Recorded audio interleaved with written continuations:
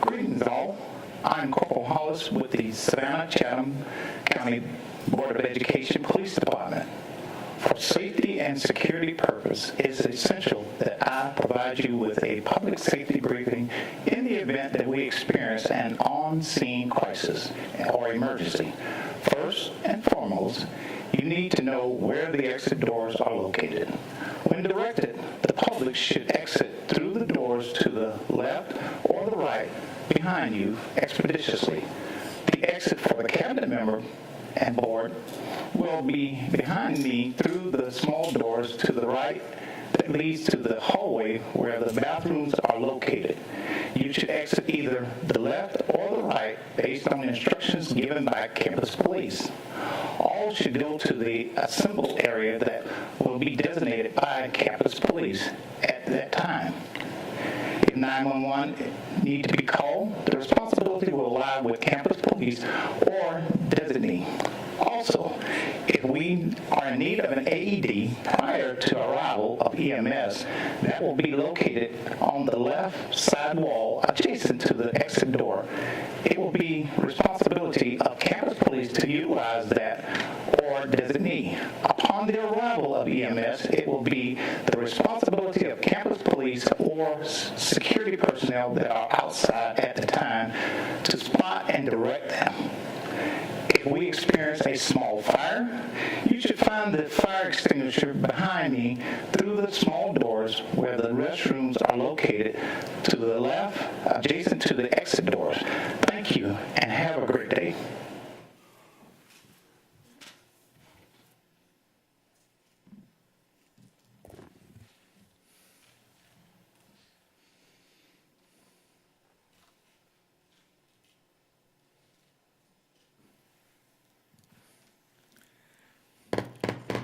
Good afternoon and welcome to this regular board meeting of Savannah-Chatham Board of Public Education. This is Wednesday, April 13th, 2022. We welcome you to this meeting. We had the informal meeting earlier today and got a glowing report from our external auditors about the way our funds are being handled by the district. And so we're pleased about that. We welcome you this afternoon. This meeting is being streamed, and so whether you are in a different location or here with us, we welcome you. We're pleased that you could be with us today. We have a busy and full agenda, and as we begin, I would ask the Secretary of the Board if proper notice has been given and the advertisement done as is required by the law. And Ms. Davis-Brown assures me that it has, so I say that we are legal and you are welcome here. I'd like to introduce Mr. Whitehead now for to introduce the person who will be singing our national anthem. Mr. Whitehead. Good afternoon. This afternoon for our opening exercise, singing the national anthem will be Mr. Joshua Alexander, general music teacher at Iowa Hope School. This is his first year here teaching. And after the national anthem, if you would please remain standing for the pledge. Thank you. If you would all stand, please.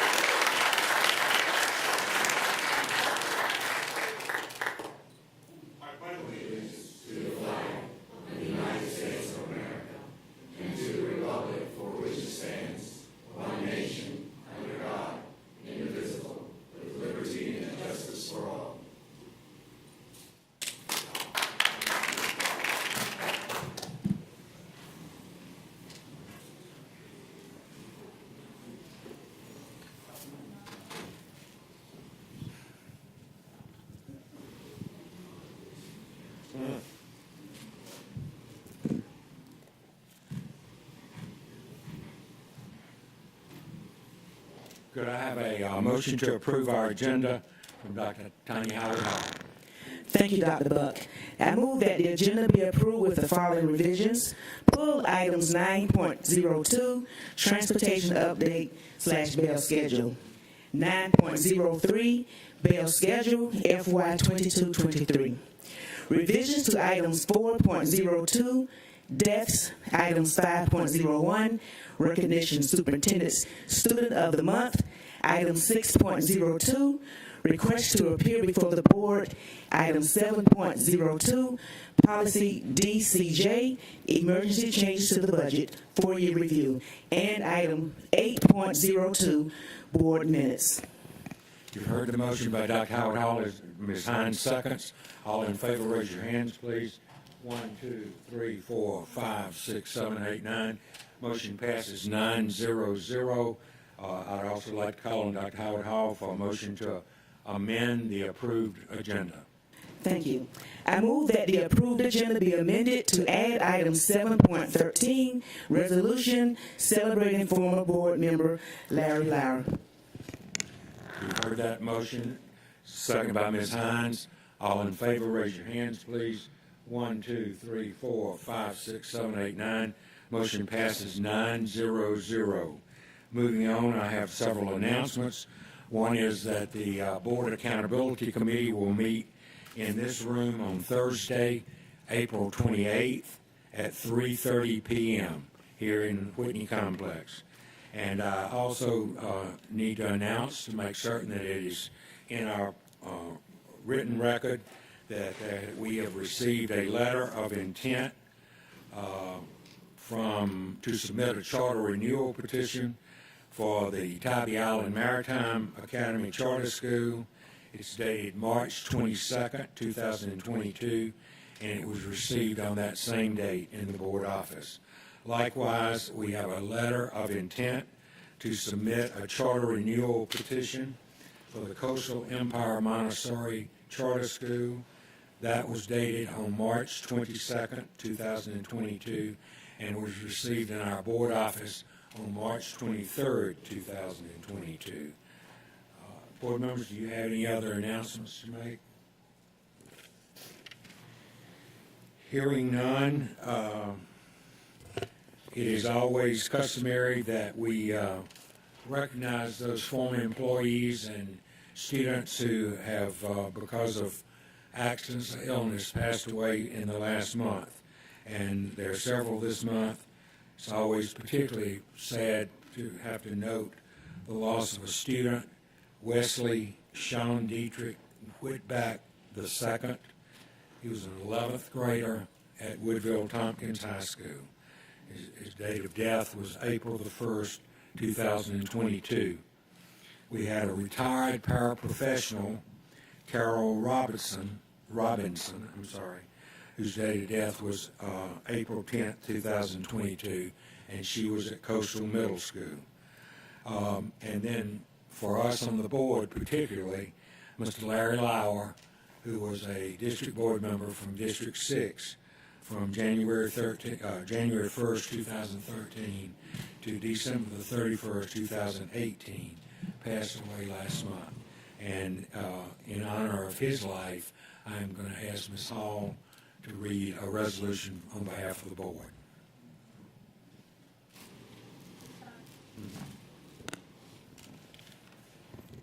I would just like to say before I begin reading this that Mr. Lauer's friendship was an unexpected gift to my life.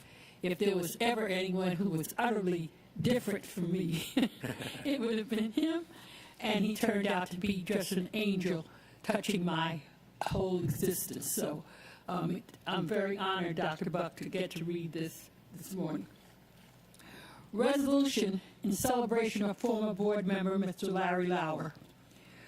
Whereas our community lost a valued individual and leader on March 18, 2022, with the passing of Mr. Larry Lauer, and whereas his lifelong commitment to public safety and service will be remembered by his strong will, commitment to excellence, and work to improve the outcomes for all.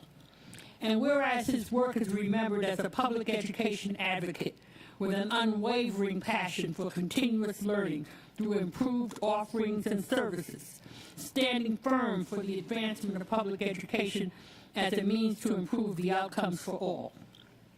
And whereas Larry Lauer served as a member of the Board of Public Education from January 1st, 2013 until December 31st, 2018, and whereas his commitment to service continued through leadership roles as a member of the Board of Public Education, holding board officer positions, including Vice President and Vice President pro tempore, Chair of the Board's Budget Committee, and a member of the Charter Compliance, Academic Excellence, Board Accountability, Academic Calendar, Transportation, and Audit Committees. And whereas his dedication as a public servant for the people of our community provided beneficial impact, not only through his leadership decisions, but for all whom he had contact with. And now be it resolved by way of this resolution on this 13th day of April 2022 that the Board of Public Education recognizes the achievements and contributions of Larry Lauer to our school system, the County of Chatham, and the City of Savannah, and to the great state of Georgia. And be it further resolved that the Board does hereby express appreciation and gratitude for those contributions and for the lifetime of service given by Mr. Larry Lauer. Thank you. It is not necessary, but I would ask that our unanimous vote be given to issuing this proclamation on behalf of the board. Dr. Howard Hall makes the motion, and Ms. Hines seconds. All in favor of that say aye. Aye. And we thank Mr. Lauer for his wonderful service and for most of all his friendship to all of us. But as we talk about Mr. Lauer, I would also ask that we not forget the paraprofessional and the student who were also recognized today. I would like to ask you to stand as we recognize all of them.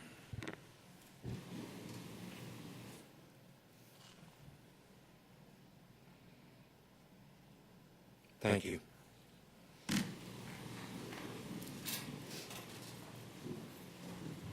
My pleasure at this time to recognize our superintendent, Dr. Ann Levette, for her report and for other items of business that she has.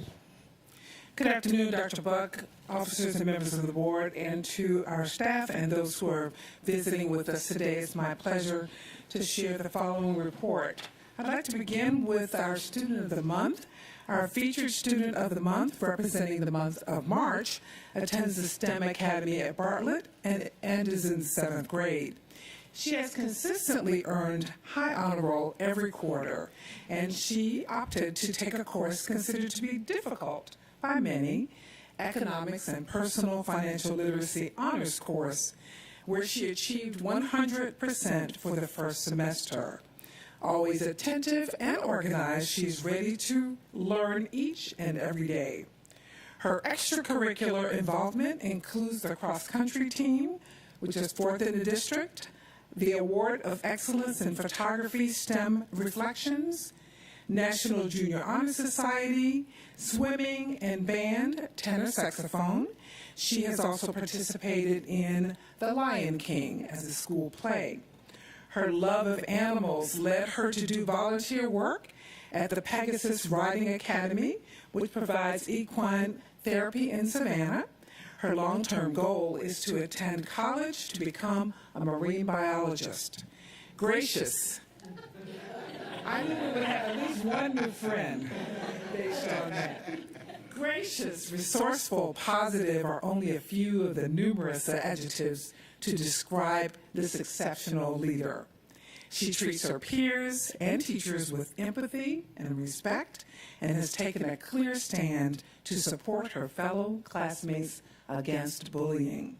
She states, "I am determined to get high grades in order to be accepted into Savannah Arts Academy. I know that my 7th grade GPA will help me obtain that goal." Our Student of the Month will receive multiple gifts from our community partners, Savannah Schools Federal Credit Union, a pizza certificate from Donato's Pizza, a gift certificate for cupcakes from Jay's Sweet Creations, and her class will receive printed copies of her favorite book, sponsored by our friend E. Shaver Booksellers. In addition, our Student of the Month will take home a portrait by Upscale Images Photography provided by Savannah Chatham County Public Schools. It is indeed my pleasure, and it is certainly a point of pride to introduce to you the Superintendent Student of the Month for March 2022. She's coming forward, Francie Tedder.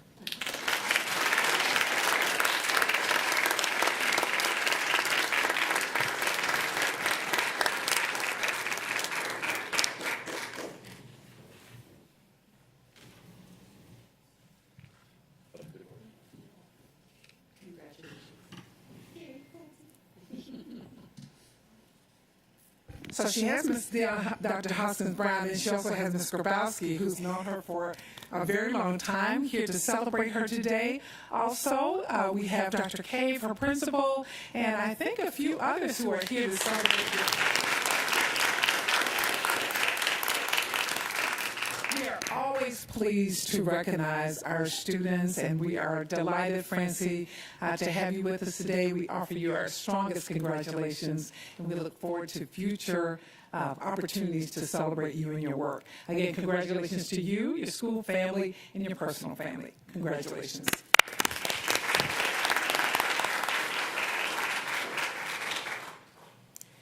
There are a few other points I'd like to share this afternoon. The Georgia Department of Education awarded Hurd Elementary School with STEAM, that is Science, Technology, Engineering, Art, and Mathematics certification on March 24th, 2022. If you were on spring break and you were watching the news, you probably saw it flash across several times. Hurd Elementary became the first STEAM certified elementary school southeast of Macon and the first STEAM certified elementary school in Savannah, Chatham County. You may recall that Hurd earned STEM certification, and their objective was to earn STEAM certification, so they now have both. Georgia State School Superintendent Richard Woods has named 5 Savannah Chatham County Public Schools Advanced Placement Honor Schools for 2022. These include Jenkins High School and New Hampstead High School.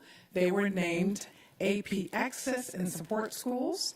Jenkins High School was also named an AP STEM school. Savannah Arts Academy was also named as an AP School of Distinction, AP Humanities School, and AP Humanities Achievement School, and an AP STEM school. So Savannah Arts has several designations in that area. Islands High School was named an AP Humanities School and an AP STEM school.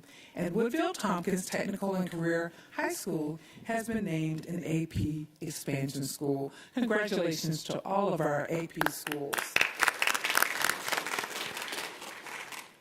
5 Savannah Chatham County Public Schools students were chosen as Governor's Honors Program finalists or alternates. Over 3,200 students were nominated for the program across the state. Our finalists include Kate Bossler of Islands High School in Science, Michael Wood of Islands High School in Science, Maisra Ali of Savannah Early College High School in Social Studies. 2 Savannah Arts Academy students have been chosen as alternates, Sharon Lee on violin and Ansley McKee in voice. Congratulations to all of those students.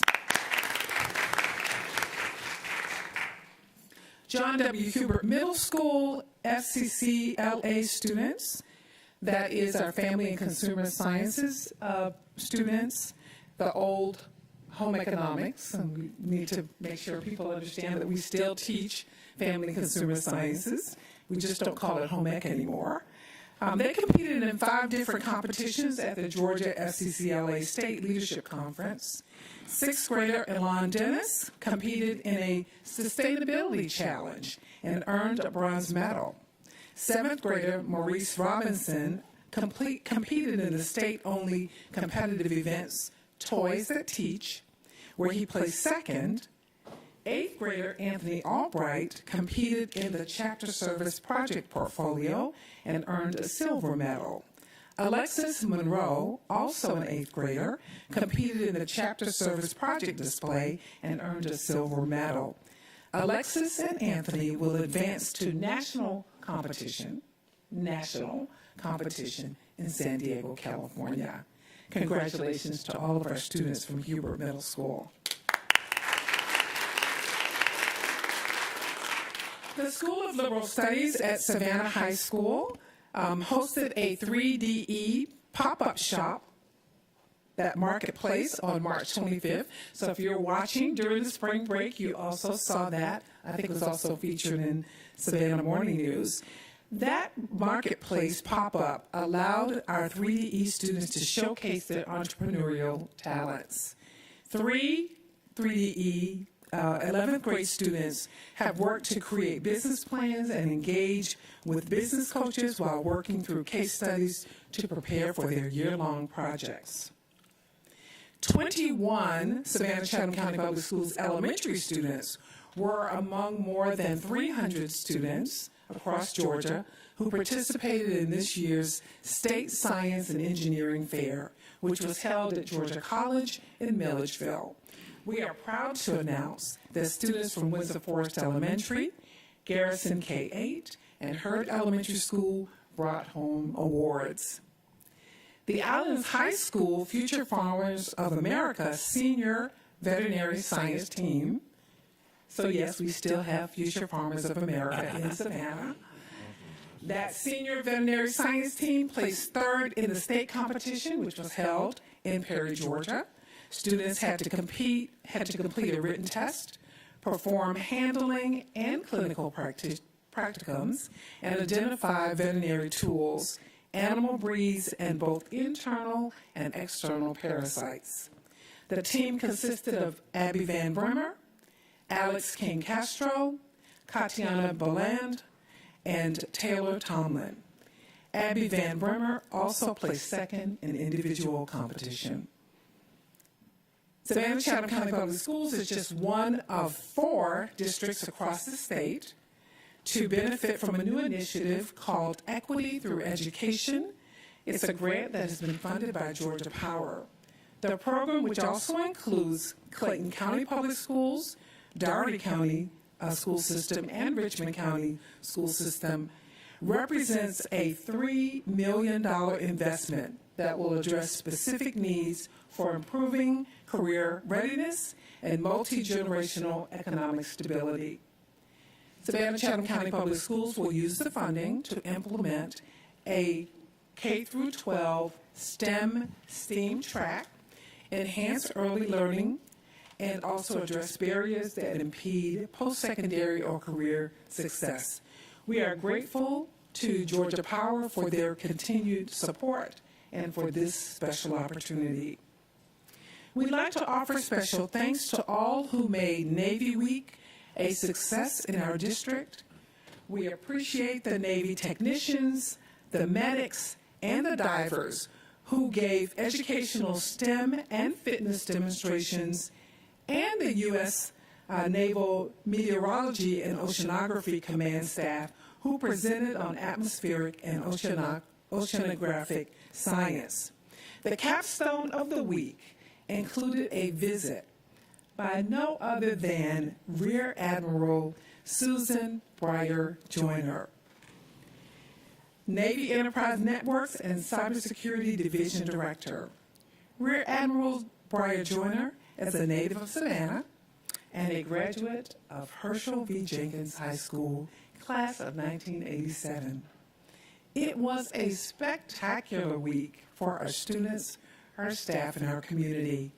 We'd like to not only thank the Navy for making this an inaugural opportunity for Savannah, but for bringing our Rear Admiral back to the new Jenkins High School, but also for exposing our students to the number of career opportunities that are available through the U.S. Navy. So we wish to offer a very special thanks to the Navy for their opportunity to share with our students and families in Savannah. We appreciate also the work of Nurse Tiffany Fordham at White Bluff Elementary, who successfully submitted a request to Firehouse Subs for a grant and was awarded a grant of over $23,000 to the district. The grant will supply an additional 11 AEDs and updated CPR training equipment. The supplies will enhance our ability to provide safe sites for our staff, our students, and our visitors. So we often will take a look under emergency situations, much like in our emergency briefing today. We want to know where the AED is or where the defibrillator is. All of those tools are really important. We'd like to thank Nurse Fordham for applying for that grant. I'd like to offer special thanks to our New Hampstead students who met with me last week, as we do with Student Senate regularly. This time they had an opportunity from Campus Police, as we typically do, but they also had an opportunity to give some feedback to Mrs. Bonaparte about school food service. They had a lot to say. They gave really good feedback, and we always appreciate hearing from them about how we're doing and what we can do to make their experiences better. We'd also like to offer congratulations to our unit, our JRTC unit at Herschel V. Jenkins, who gets to retain the Superintendent's Cup after their competition this past weekend. Saturday, all of our units competed for the Superintendent's Cup, which is like a, I don't know, it seems like 20-part competition. They take it very seriously, and Herschel V. Jenkins gets to keep the cup this year because they won again. We want to remind everyone that we continue to ask for your support as we start to close out the school year. We will have our Books, Blankets, and Family Fun, which is probably as big as our expo. That event will be held on April 30th at Daffin Park. All of our families will receive a reminder about that event where we establish and celebrate literacy throughout the district. Those are a few highlights of what's happened over the past month. I'd like to this time offer an introduction to our local Teacher of the Year, but our state Teacher of the Year, Ms. Sherry Bonder Goldman, who has gotten married since you saw her last. Congratulations. She'll offer a report on Professional Senate. Thank you so much. I'm happy to be here today to report on the continued work of the Superintendent's Professional Senate and to brief the board on some of my activities as Georgia Teacher of the Year over in the recent weeks. Our last Senate meeting was held virtually on March the 14th and was moderated by Mr. Nesbitt, our ISB of the Year. The meeting included updates and discussion on the fiscal year 2023 budget from Mr. Larry Jackson. The Senate also heard details from Mr. Feliciano on feedback that was provided to administration regarding district assessments, including MAP, the summer GMAS EOG retesting, and iReady assessments for school year 23. And another key topic that was discussed was teacher retention, and Mr. Ramon Ray provided the group with updates on some of the strategies that the district is implementing to address staff retention and wellness and recruitment. And with retention, wellness, and recruitment as a key area of discussion locally, I did want to share more with the board on this topic since it is also being discussed among state leadership. On the same day as that March 14th Senate meeting, I was actually participating in a state task force meeting in Atlanta regarding teacher burnout. And in response to teacher burnout, I worked with State Superintendent Woods to pull together a task force of teachers from across the state to help us identify the major factors that are contributing to teacher burnout in Georgia and to determine possible solutions and strategies that can be implemented on the school, the district, and the state levels to increase teacher retention, to provide teachers with the support that they need and deserve, and to elevate the level of recognition for the professionalism of teachers. With the help of the Carl Vinson Institute of Government at the University of Georgia, we are now in the process of putting together a report based on the discussions with the task force, and I look forward to sharing that report with the full State Board of Education and with you all at meetings in the near future. I've had some pretty incredible experiences in my role this year as Georgia Teacher of the Year, but I'm not sure that there's anything that I'm more excited about or proud of than being able to share this with you and with the public and with every single teacher in the state of Georgia who I'm advocating for and representing. It's really my hope that this work is going to inspire and reinvigorate and support teachers around the state. I'll be sharing further insights about the Teacher Burnout Task Force during a speech next Thursday morning at the Georgia School Superintendents Association meeting that will be taking place here in Savannah. And I very much look forward to doing so as a proud representative of our district and of the 118,000 teachers in our state. So thank you so much, and this concludes my report. Thank you, Ms. Goldman. Dr. Buck, thank you for the opportunity to serve. I certainly appreciate the opportunity to do so at this time, and that concludes my report. Great. Thank you very much. Ms. Goldman, continues to be our pleasure and honor to have you represent us all across the state, and we appreciate what you do and what you stand for, and we had a wonderful report on English as a second language this morning, and I know you're an integral part of that for us, and so thank you for your service. Moving on, we have a briefing before we have appearances before the board. Good evening. Please remember the most useful comments are those that are related to policies over which the board has jurisdiction. All comments shall be made in a professional manner that is not disruptive to the meeting. Guests should avoid name-calling towards staff and board members and should avoid using profanity. Please follow the instructions of the board chair who presides over the meeting. The board chair reserves the right to call anyone out of order who violates the rule of public appearance. We appreciate your interest in the public school system. Thank you. Thank you, sir. As we get ready for our the next part of our agenda with appearances before the board, just one or two things I would like to remind people of myself. One is I know that originally we had several people sign up because of their concern about bell times and transportation. And you may have heard, as Dr. Howard Hall mentioned, the motion with the agenda. Those items were removed from the agenda today, so there is no vote taken on them. We will continue to work on transportation and bell times.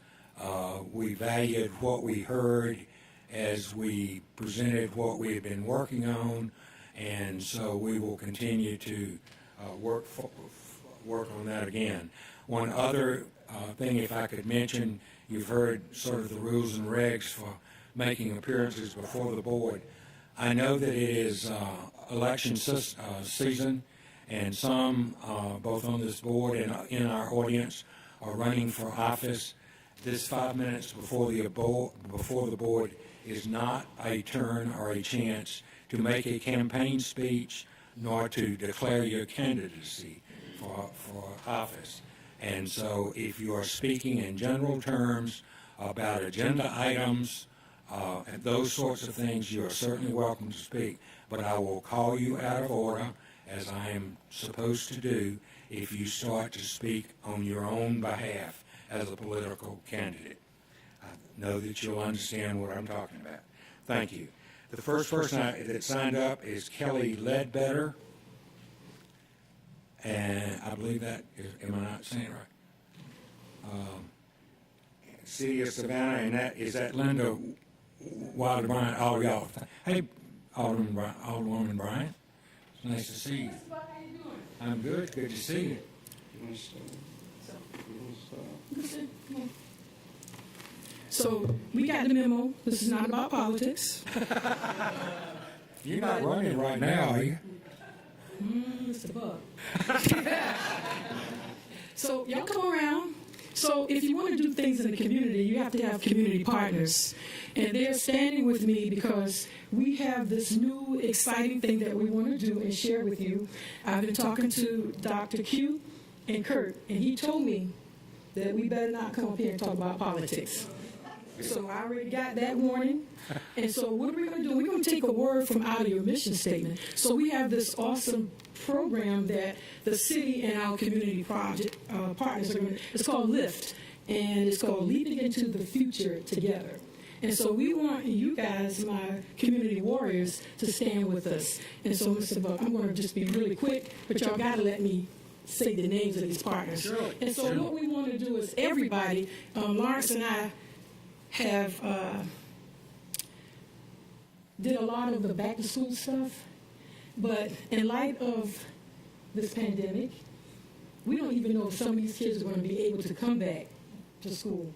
So what we're going to do is have the first time ever. And in 3rd District, we like to do a lot of the first time ever. And y'all already know y'all in the 3rd District. So give your hands for that. And so every time I stand in front of you, it's because we got some amazing things to do. So I'm going to be quick. So in the 3rd District, I have 5 schools, right?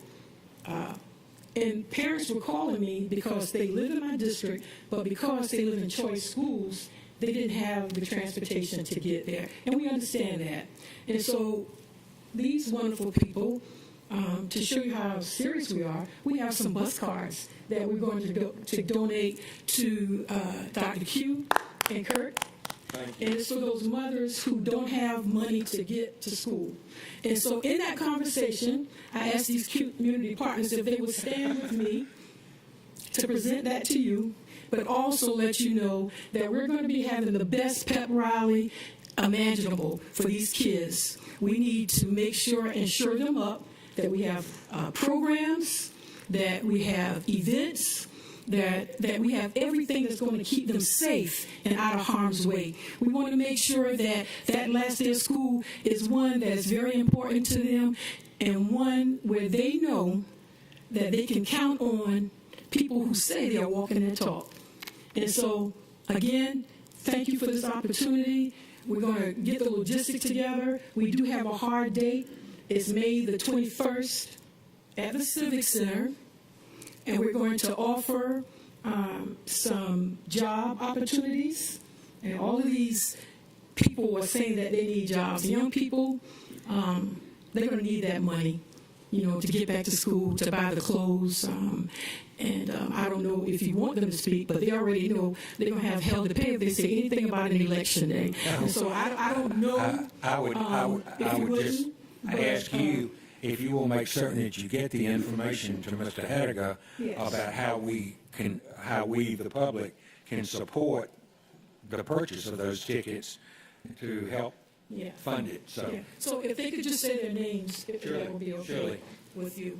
Mr. Ledbetter has a couple of minutes where he's going to show the partnerships and the community projects that we're going to have from the city. And thank you for your time, your effort, your energy, and all that you do to make kids want to be productive citizens in our city. Thank you. We appreciate you, Ms. Bryant. So Kelly Ledbetter with Recreational Leisure Services, and I just wanted to announce that as your school season ends and as summer begins, we have a lot of job opportunities with our summer camp.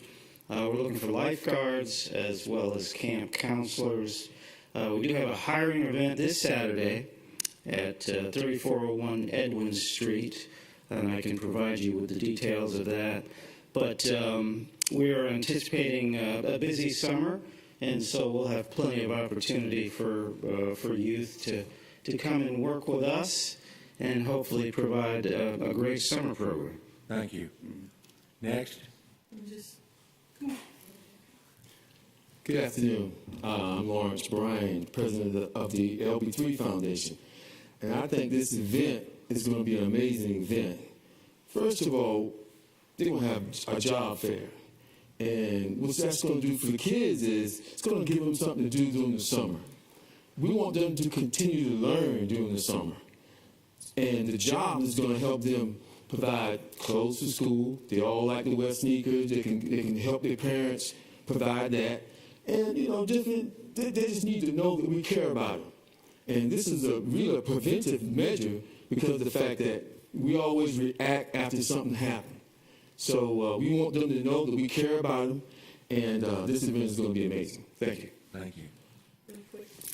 Hi, Beverly Trotter, Savannah East City. And what we want to do is give young people a reason to come back to school in the fall. Thank you. Thank you, Ms. Trotter. Hi, I'm Jen Davenport. I'm with the Savannah Area Chamber of Commerce, and we are so excited to partner with both you and the City of Savannah to do what we can to help our community and our youth. Thank you so much for what you do. Thank you, Ms. Davenport. Yes. Ty Whiteley, owner of Chunks Learning Center, so I get them early before they come into the school system. But thank you guys for so much for what you're doing. She has postcards. This is my war partner from the 3rd District, Mr. Right. Thank you very much. I would like for you to know Chatham County is behind this effort altogether. Thank you very much. Thanks, Mr. Thank this lady here. too. Thank you, Mr. Bobby. Anybody else want to come here? Come on, Wade. Wade Herring, community volunteer, thank you for what you do. He got the memo. He got the memo. Our war partner. Nick Palumbo, Alderman for the 4th District, and Alderman Wanda Bryan's battle buddy. Yes, it is. Thank you. Anybody else? Yes.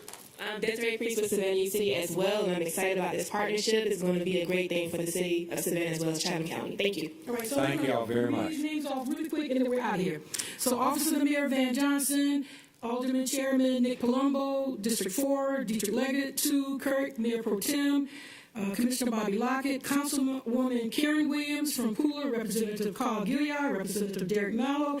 They have tickets to Representative Edna Jackson, Jay Melder, City of Savannah, Lawrence Bryan III, President of LB3ME, Taffy Young, Chief of Community Services, John Bush, Officer of Neighborhood Safety and Engagement, Kelly Ledbetter, Jennifer Davenport, Chamber of Commerce, and Westbrook, Mom to Man Action, Karen Parent, Girl Scouts, Sylvester Formey, Pilot, he has a check for $1,000 too.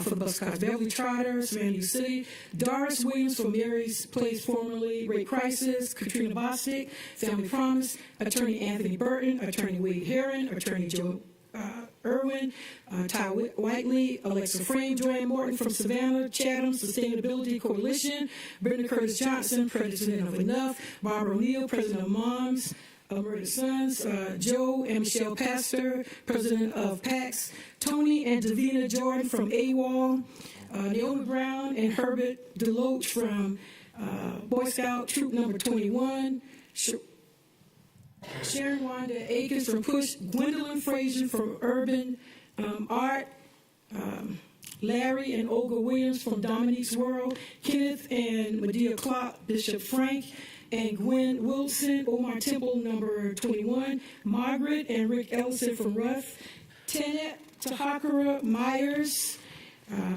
Carla Beatty from Primerica Financial Services, Leslie Messenger from Narconon United Way, and our 2 illustrious storytellers, Lillian Grant Baptiste and Joyce Beth McCann. So we have a lot of people who are committed. We need the children. We're going to be making some more phone calls, but know we in this fight together, and we cannot do this alone. Thank you so much for your time. I'm glad you're feeling better. Sarah, thank you all, Sarah.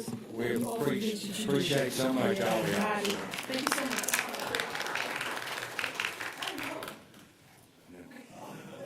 Thank you. Thank you. Thank you. Thank you for what you do. Thank you for what you do. Y'all see I'm enjoying this job, man. Thank you so much.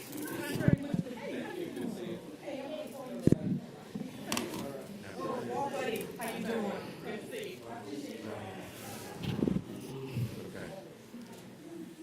you. Okay, thank y'all very much. We appreciate you.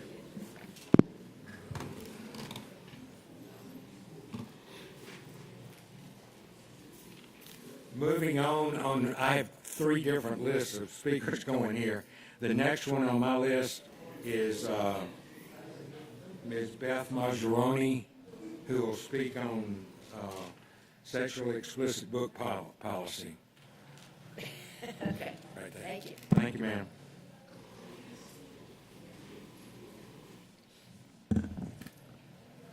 Good afternoon. Welcome.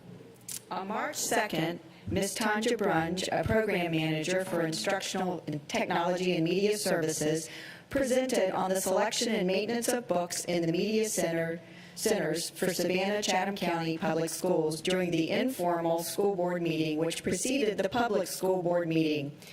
On slide 6, of that presentation, she defines what materials should be allowed in the media centers of Savannah Chatham County Public Schools.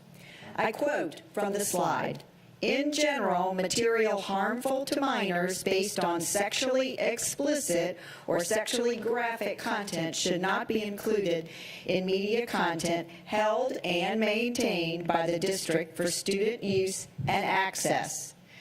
Sexually explicit material is media content that depicts or describes nudity, including sexual or excretory activities or organs, in a lascivious way. Sexually graphic content is media content that is primarily pornographic or sadomasochistic in nature. Media content includes video, audio, photography, illustrations, graphic images, and written text," unquote.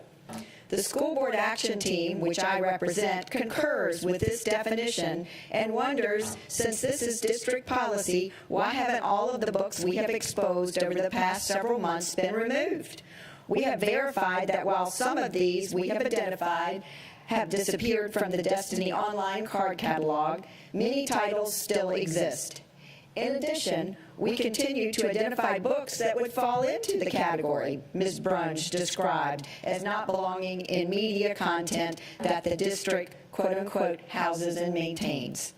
As an example of one of the most egregious violators of district policy, Genderqueer by Maya Kababi, which shows in pictorial form and narrative description how to give oral sex between two boys, may still reside in Islands High behind the desk for students to request, per an email I received in an open records request.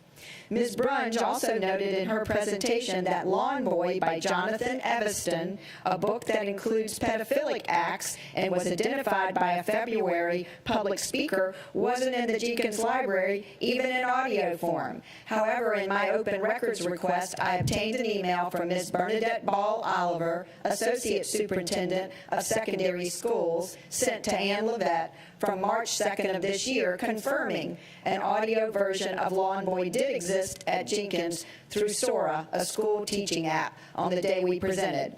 Our credibility is important to us, so we wanted to clarify the accuracy of our statement. Through an open records request, we've also been made aware that Lawn Boy is available as an ebook to students through the access supported by the Family Student tab of the Savannah Chatham County Public Schools website, which gives an option to use the Live Oaks Public Library site. Barbie Fields of Woodville Tompkins confirms the hoopla access of Lawn Boy. According to Tammy Kemp, lead program manager for instructional technology and media services as it relates to monitoring access to Live Oaks books, quote, "It is the parents' responsibility to supervise what their children are exposed to. Parents need to speak to a Live Oaks librarian to discuss what controls they have over their collections." How can, unquote, how can parents do this if they aren't even aware of the possibility of their children having complete access to a public library site? On behalf of the parents of Savannah Chatham County Public School students, I request that the district follow their own designated policy for quote-unquote weeding of books that fall into these sexually explicit and or sexually graphic categories so clearly defined by Ms. Brunge on March 2nd. In addition, I request that an email be sent out to all parents explaining the potential access of Live Oaks Public Library and allow the parents to opt in their students if they so choose. Thank you for your time. Thank you, Ms. Marjorani. You're welcome. Our next speaker is Ms. Grimes, who's going to talk about bumblebees on the run. Just a second, let her clean that there for you, ma'am.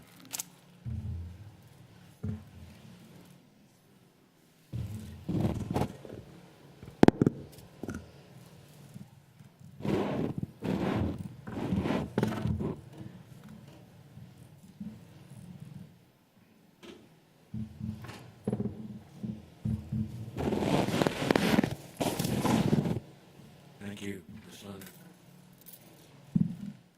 Welcome, Ms. Grimes. Well, good afternoon, everyone. Afternoon. I want to thank Dr. Buck and our Superintendent Dr. Ann Levette, and all of the wonderful board members for having me here on this afternoon to share with you something very special to me. My name is LaShawn Grimes, and I am the author of Bumblebees on the Run. And this is an amazing book that my mom and I, that we came together and wrote during the pandemic. My mom is not here today. She's 80 years old. She was like, oh, I'm not feeling my best at this point. But she would have loved to have been here. She sends her love and her regards during this time so that we can talk about Bumblebees on the Run. Now, Bumblebees on the Run was, like I said earlier, it's a book that was designed between my mom and I during the pandemic, and we wanted to give tools to children ages 3 to 8 years old to help them learn their 40 pre-primer adult sight words. So inside of our amazing book, Bumblebees on the Run, as you can see here, there are 40 pre-primer adult sight words that are underlined throughout the entire book. Isn't that amazing? So children ages 3 through 8 or pre-K through first graders, they will get the opportunity to learn these 40 pre-primer sight words, which is very crucial for learning how to become a fluent reader. And one of the things that we've been talking about across Chatham County, we work with several daycare centers as far as Avant Learning Academy. We actually did a partnership with them from August until February, August of last year until February of this year, and actually giving sight word instruction on how to teach children those first 40 pre-primer adult sight words. And it was a success. One of our students, Mrs. Jade Williams, she was a pre-K student, and she learned all 40 of those words, and now she's actually reading some of her sister's material who's in first grade. So we know that Bumblebees on the Run is an excellent book for children in pre-K through first grade, and we're excited about what's going to transpire with Bumblebees on the Run. And so when you open the book, there are all the 40 pre-primer adult sight words are underlined in this story. All of the 40 pre-primer words. So I'm going to just read basically the first page of the book. It says, the honeycomb is full of busy bees making honey. So those first two words that the children will learn will be the and is. And throughout the book, you would see that all of those first pre-primer adult words are underlined in the story. And not only are they underlined, but guess what? It's in a beautiful story about the queen bee and the honeybee all working together to make honey. And children get so involved with wanting to learn about, oh my gosh, what do bumblebees do? Do they pollinate? Where do they live? What's their habitats? So not only can you teach the sight words to those students ages 3 to 8 years old, but you can also incorporate STEM as far as with science. And what I did here, and I'll make sure that each one of the board members get one of the little toolkits that I made.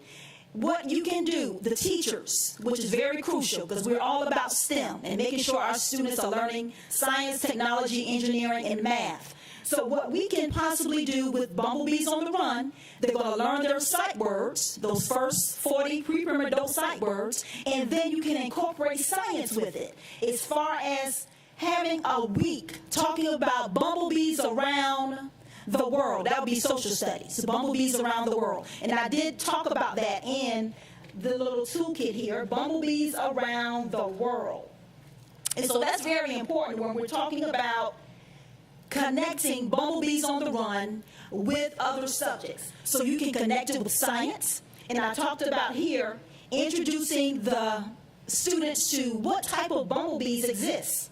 Bumblebees need wildflowers. So you can actually divide the week into talking about the science connections with literacy through Bumblebees on the Run. So day 1, you can have an introduction to bumblebees. Day 2, bumblebees need wildflowers. Day 3, where do bumblebees live? Day 4, differences between bumblebees and honeybees. Day 5, how do bumblebees see? So as you can see here, you can incorporate science and also social studies with our wonderful book, Bumblebees on the Run. And one of the things that we wanted to do, one of our goals, is to share this book with children across Chatham County to make sure that they're reading proficiently before third grade. Because in the state of Georgia, it's only 2/3 of third graders who are reading at a third grade level. And so we want to make a difference in Chatham County and abroad to make sure that our third graders, we have to start them very young, 3 years old, 2 years old, with literacy, which is very crucial. Our goal is to make sure that all third graders are reading proficiently, effectively by third grade, with no struggles. Because if they don't learn how to read, they can't lead. Thank you, Ms. Grimes. Thank you so much.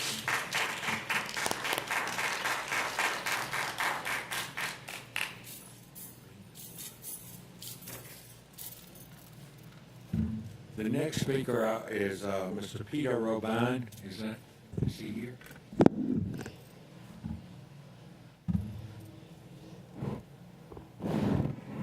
Next, Mr. Brian Condon. Is he here? Or was he in? Yes, sir. Just a second, sir. Welcome.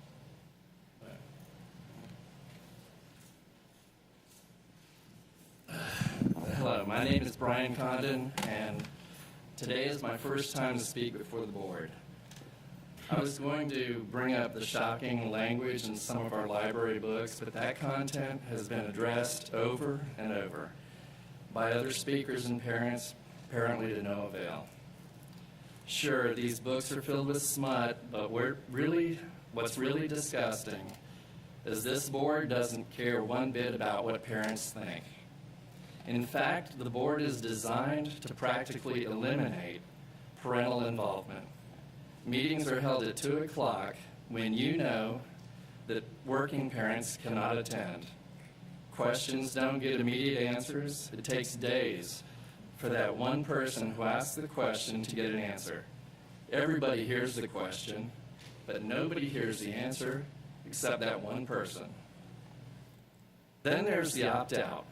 Last month, Ms. Grabowski and Dr. Levette made it clear that the book list, just like the Panorama SEL survey, is an opt-out, not an opt-in situation. It takes a lot more effort, again on the parents' part, to do the research and opt out rather than to do nothing and by default to opt in. So you, the board, have made it to where parents can't go to meetings, parents don't get answers, and the burden is put on the parents to do all the opt-out research. Is there anything else you can do to further distance parents? I imagine some of you are or have been teachers. If you were to give your students a test and they answered only one of 9 questions, you'd fail them, right? During the last several board meetings, a list of 9 books with what many parents deem as inappropriate content was brought up. Last month, Ms. Grabowski proudly claimed that she felt it incumbent upon herself to read one of these books, and it was misrepresented. She didn't say which book it was or how it was misrepresented, but she read one of 9 books. Just like that student who answered only one of the 9 questions, Ms. Grabowski demonstrates how little effort this board puts into concerns that so many parents and community members have expressed. Ms. Grabowski is failing our students, failing the parents, and failing the community. Unfortunately, we have at least 6 members of this board who are rubber stamps to the same failing woke agenda. Last month, we had 4 student speakers. The most profound statement came from the first student to speak. At 53 minutes, 21 seconds into the video, he states, "Every day I hear profanities in the halls of my school. It is scarier for me not to hear these profanities in the hall due to how common it is for high school students." Let that sink in. That statement shows how sick and broken the school system is, that profanity is the norm. School is supposed to be a place to foster a love of learning, but look at what it has recently become. We need nationwide change in our school systems to focus on reading, writing, math, and science, and to truly partner with parents. That change begins at the local level with school board elections. Our current school board is failing our students, but parents have a choice at the ballot box on May 24th. Find the new candidates who will put education first, who will respect students and parents. We need those people to help fix this broken system. Parents, get out there and vote. Thank you. Thank you, sir.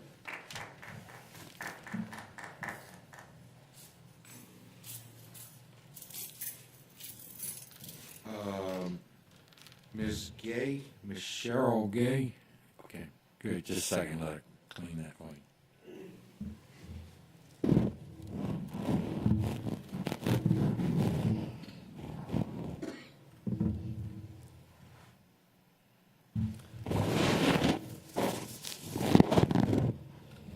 Thank you, Ms. Linda. Welcome, Ms. Gay. Thanks. Glad to see you looking good, Dr. Buck. Thank you. So in January, I was one of the people who presented on some of the books we talked about. And like was just referenced in March, some of the students from one of the schools came to speak in support of the books. So first of all, I want to commend them for being proactive. It took me half a lifetime to summon the courage to ever be able to speak out in the way that they did that last meeting, so that's pretty impressive. But I do want to correct a few misconceptions that they might have had about our criteria in choosing the books. They implied there was a racial element to some of our choice, and this is 100% untrue. Our criteria was content solely. The race or sexual preference of any of the characters or authors was irrelevant. Content was what we were looking at. And as I was thinking about it, one of the really burning questions that arises for me is, why do the authors choose minority characters as the vehicle, as their mouthpiece for their obscene writings? Because those words in the books, they're the author's words. They're not even the characters' words. The characters are creations by the authors.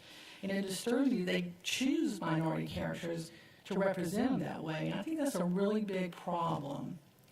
I know some of the board members here support these books, but I'm just going to read one more. I'm going to do some spelling, but I'll just be honest.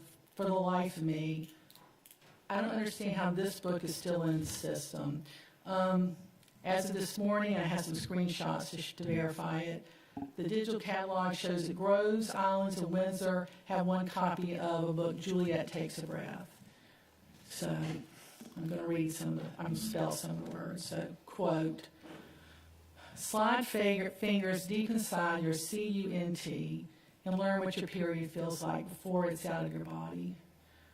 Masturbate to ease cramps. Connect to your blood cycle. Raging flower.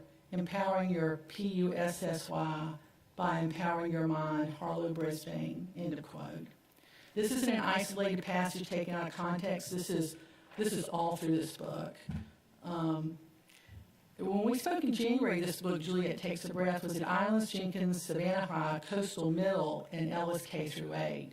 So it appears to, based on the digital catalog, had been removed from Jenkins, Savannah High, Coastal, and Ellis, and added Groves and Windsor, and still at Islands. And I'm just going to close with this. Growing up, if I had come home with this book and read it to my parents, they would have washed my mouth out with soap. And I kind of think that's probably the same case for most of y'all. And if you're fortunate enough that your parents are alive today, I don't think you would take this book and read it in front of them. But it's available to our children. And I think this is outrageous. And this is, by any standard of decency, this is not acceptable content for minors. This book, this is one that particularly offends me as a woman. And I'd like to see this one out. Thank you. Thank you very much, ma'am. Next, Ms. Lachelle Sims. Is that Ms. Sims?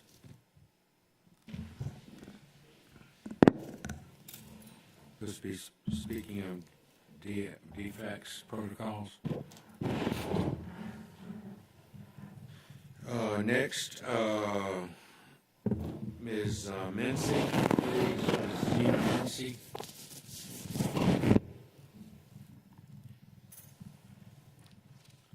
Nancy. Thank you.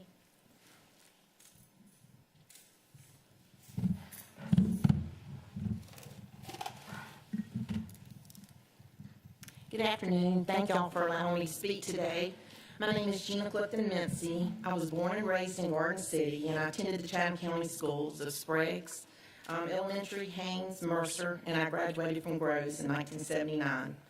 I am a 100% woman-owned DBE business, and I will be celebrating 27 years of the construction business with clearing, grading, demolition, and hauling and underground utilities here in Savannah this November. Prior to my business that I started back in 1995, I helped manage a family business, which was Clifton Equipment, which we served a lot of the industries along the Savannah River. And we also had a waste business, which I helped build up, and we sold to Republic Waste many years later. So business is nothing new. I've been in it for many years. I have dealt with many superintendents, foremen, owners, job superintendents, you name it. I think I've just about seen it all. But anyway, over the 27 years, I've had the privilege with y'all to do almost 7 schools here in Savannah. And I find myself very blessed, and I thank y'all for that opportunity, for including the small business and minority-owned businesses to be a part of these projects. It's been a lifesaver for my company, and I just want to tell y'all thank you for that. But moving forward, and y'all probably wondering why am I here today, I've had the privilege of working on New Hampstead and also my alma mater, Groves High School. But what I'm here today about is the money that I'm owed. And I think y'all received some of the information of what's owed to Clifton Construction. And I'm telling you from a small business point, it has been detrimental of what's owed. I finished New Hampstead back in January. We jumped hurdles to help get through during the holidays, working weekends, holidays. And I knew that it was imperative that this school get open.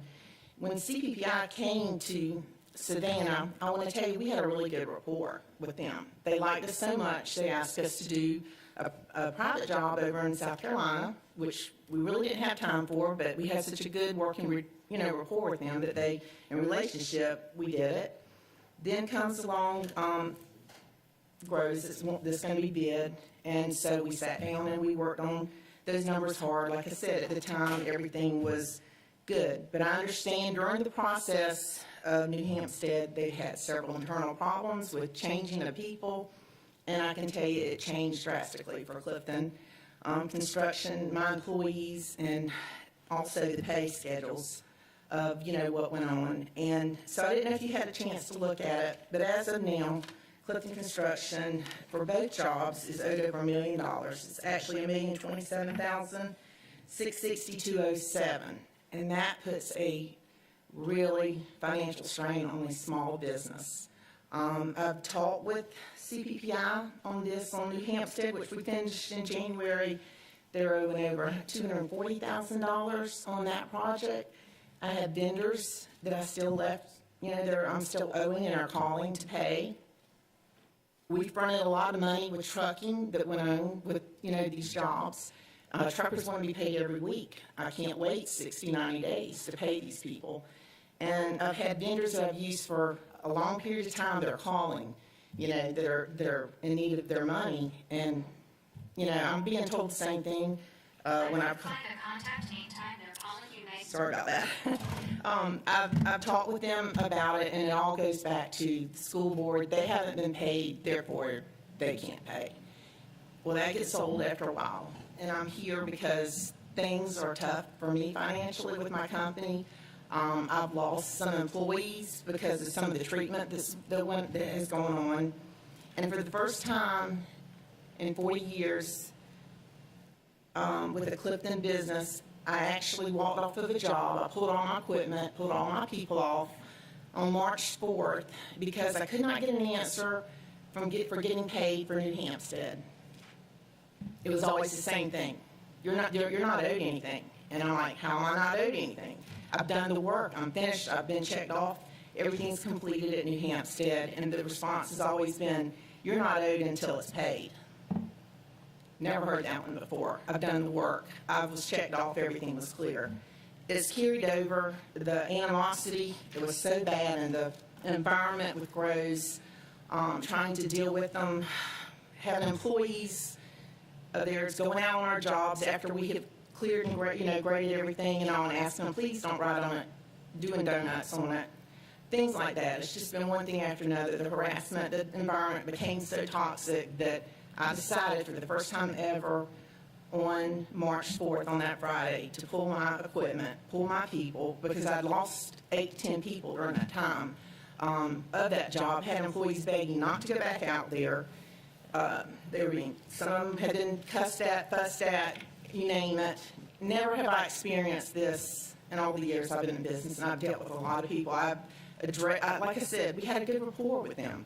It's only towards the very tail end when New Hampstead had a change of arms, where people came in and they were, I actually thought it was kind of toxic there for a while because they were under so much stress, but it has carried over into this new job with Rose, and I was scared to go any further.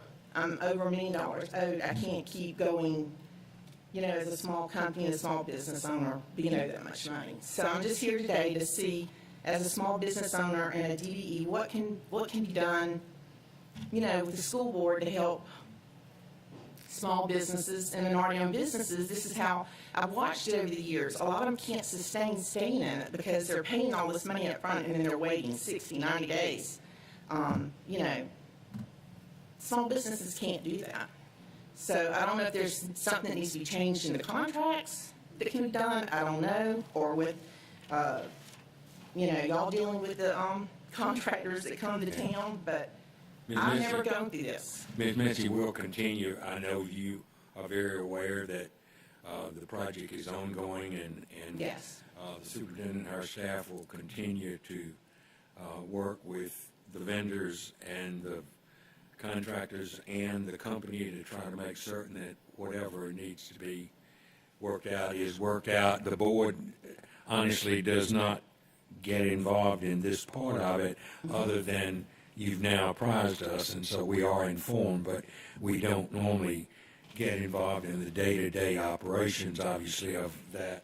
But we appreciate your being here today, and we will continue to work to make certain that everyone is paid what they're entitled to be paid, and the building gets built, and we can have students in there as quick as possible. Right. Okay. Do you know when possibly I can tell any of these vendors with some of the jobs like New Hampstead, it's been on my part, it's been done, signed off on, when I can tell some of these guys, because they're... I would tell you that if your contract is with CPPI, that you contact them, and you also... I have. But you perhaps would want to also let Ms. Vanessa Miller-Kegler, our Associate Superintendent, know what's going on. And please make certain it's Ms. Miller-Kegler and not anybody at a different level, okay? Okay. Thank you very much.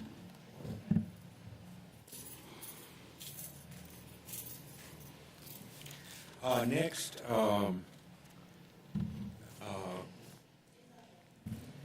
Brooks, is that Cahijo Brooks? Is that okay? Yeah.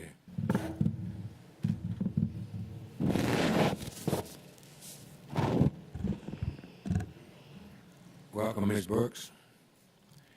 You have 5 minutes, ma'am. It's Keisha, by the way.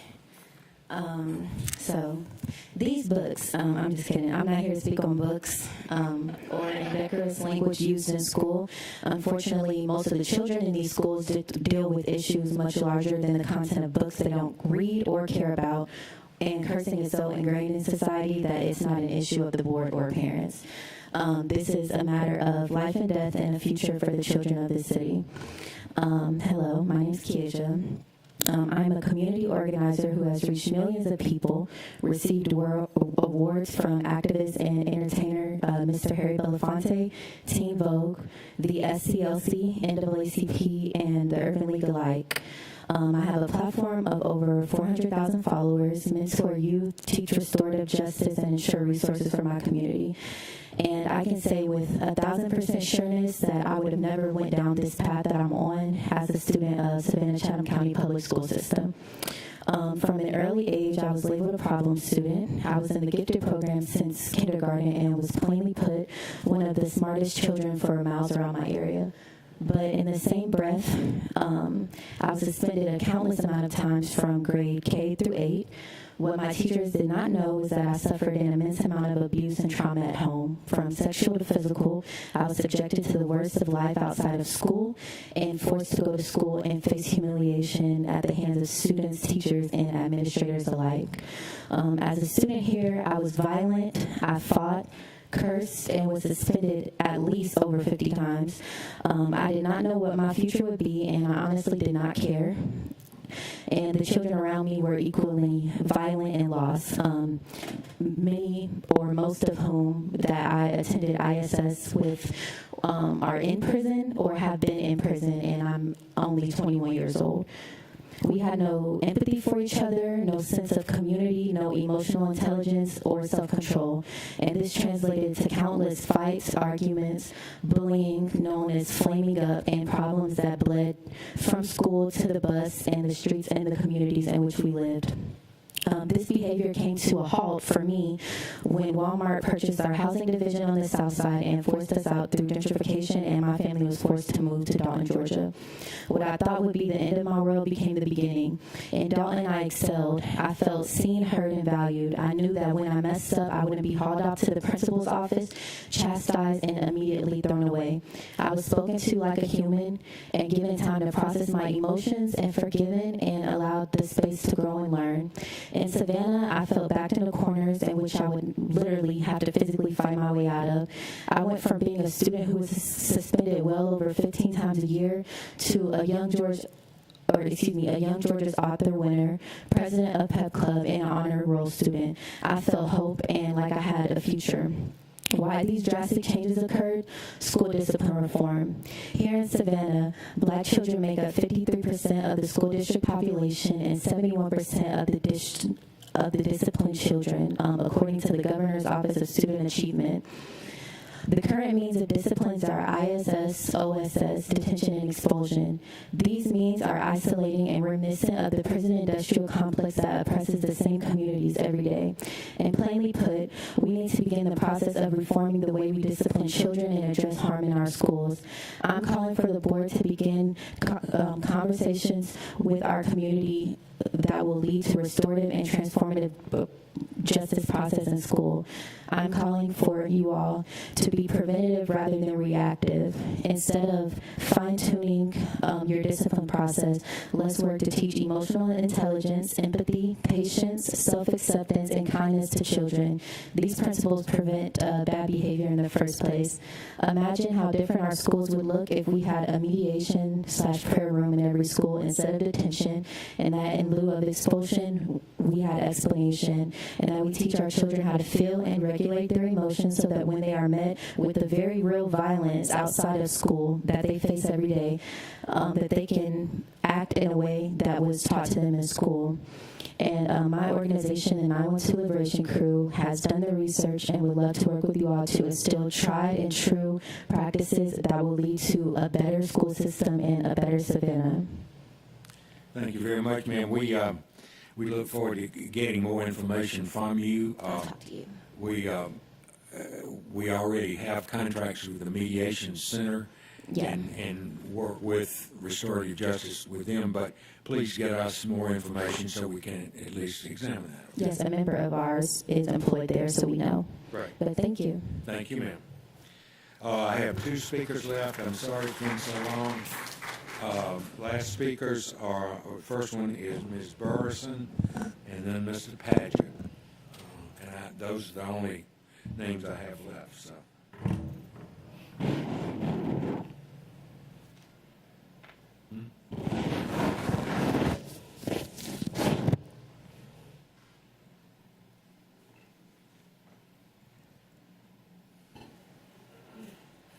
Welcome, Ms. Burrison. Good afternoon. Afternoon. My name is Trey Burrison. As a resident of District 5, a past SEC PSS paraprofessional employee and a mother of a child who will be attending District 5 schools in the near future, I have vested interest in the success of the SEC PSS school system, especially in District 5. Unfortunately, the reading and math proficiency scores for the school system are embarrassing. They were well below state average before the pandemic and fell even further during distant learning. Let's take a few schools in District 5 as examples. The best performing elementary school in District 5 is Pulaski Elementary, which shows a Georgia milestone reading proficiency of 22.4% for its student population in 2019 before the pandemic, and a reading proficiency score of 10.3% at the end of the last year of 2021 after the pandemic. Let that sink in. The best schools in District 5 has only 10% of its students who can read at proficient level. Now let's look at Haven Elementary, the lowest performing school in District 5 using Georgia milestones for 2019 and 2021.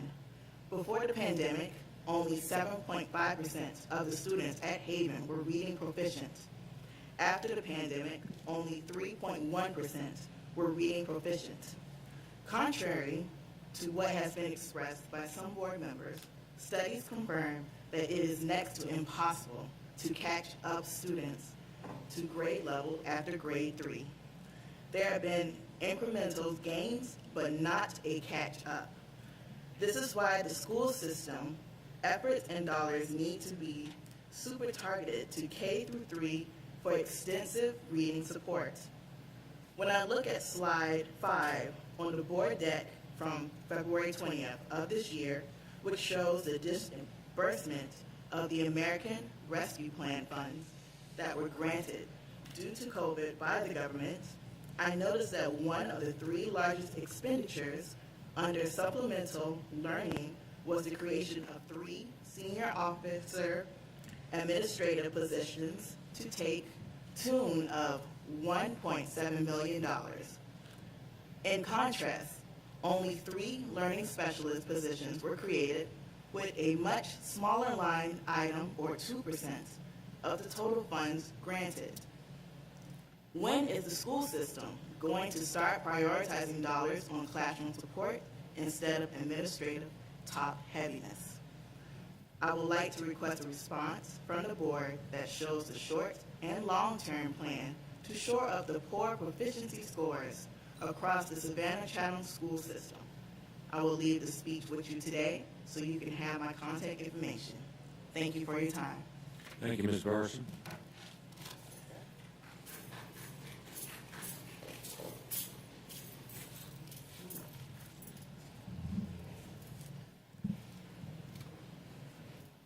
Last speaker today is Mr. Padgett.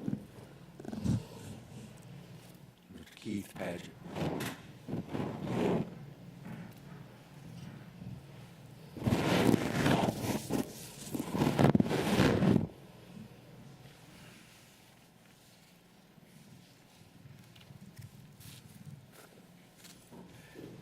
Hello.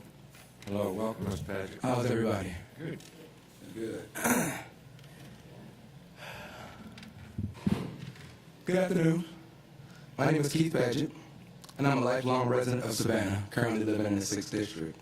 I'm a product of Savannah-Chatham County Schools, having graduated from Windsor Forest High School and obtaining an advanced degree at Savannah Technical College. I currently run a local painting company after following employment with large companies such as JCB, Gulfstream, and Boeing, and a little over half a dozen years as department head at Savannah Technical College. As a past graduate of the Savannah-Chatham County Public School System and an educator recognized by the Technical College System of Georgia, I continue to regularly follow the news about our school system, specifically District 6, my home district. Turning out students who are work-ready and college prep-ready is really important to me, and based on some information that I've read, I have a few questions for the board. Just one question, I'm sorry.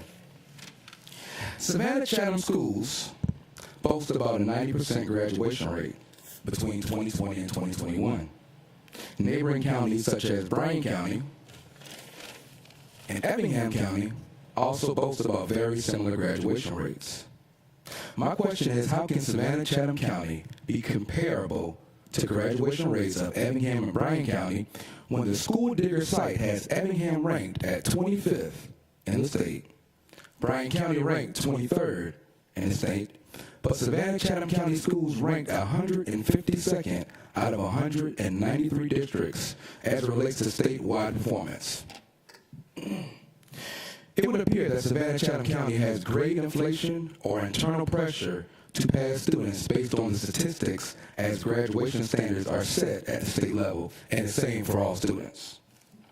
If this is true, students' ability to be work ready or college prep ready will be jeopardized.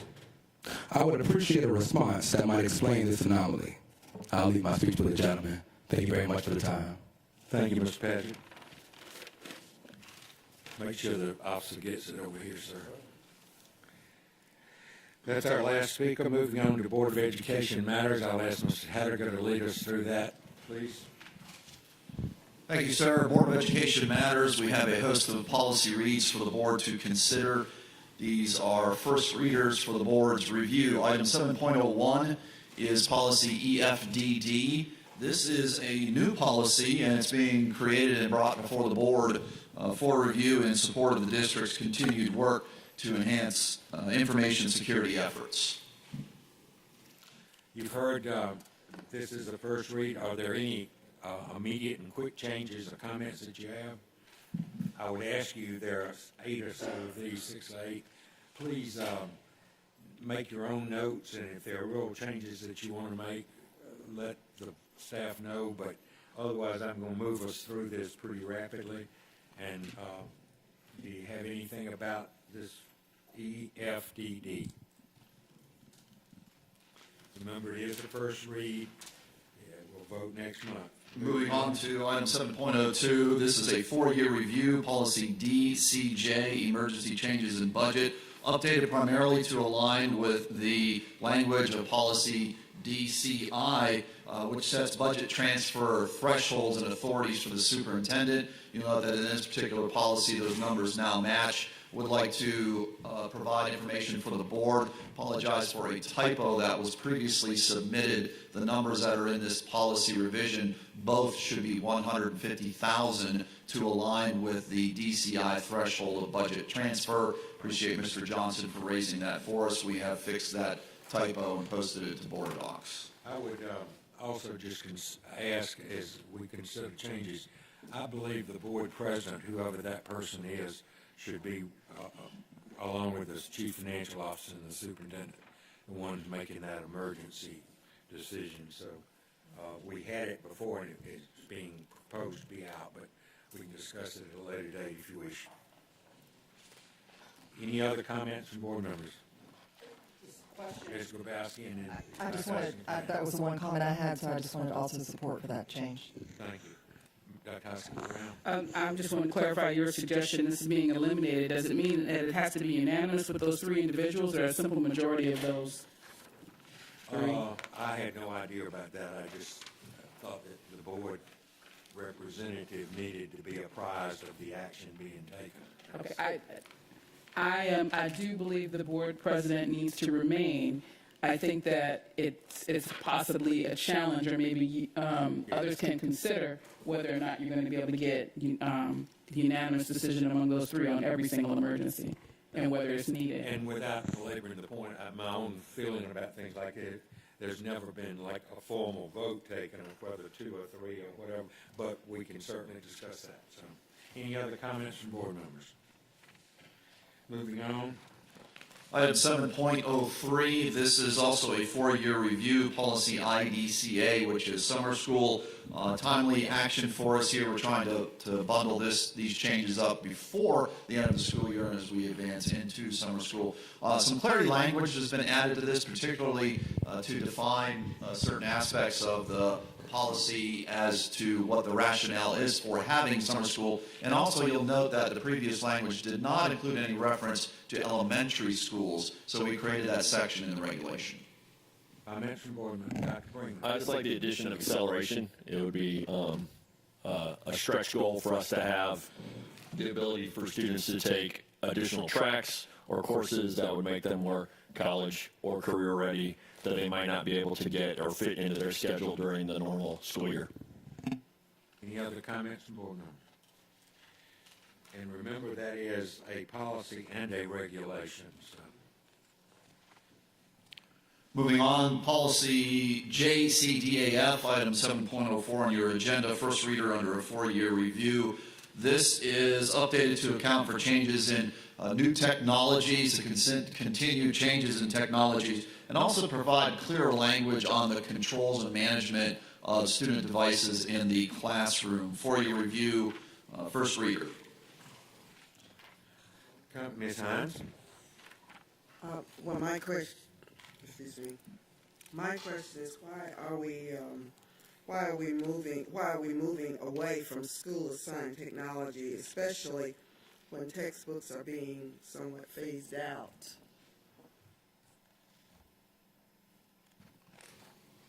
Anybody want to try to answer? Well, that was my question. Ms. Hines, can you repeat that question? I couldn't quite understand. Why are we moving away from school-assigned technology? And then I just added, especially when textbooks are relatively being phased out and we're using online practices more or less. All right, thank you. I understand your question now. We're certainly not moving away from that. What we want to do is provide the opportunity for students to use their own technology that they feel more comfortable with, because that's what they carry forward into their future careers. So if a student wants to use their own devices, we certainly allow it. If they do not have a device, we will provide it for them. Yes. Thank you. Any other comments from board members?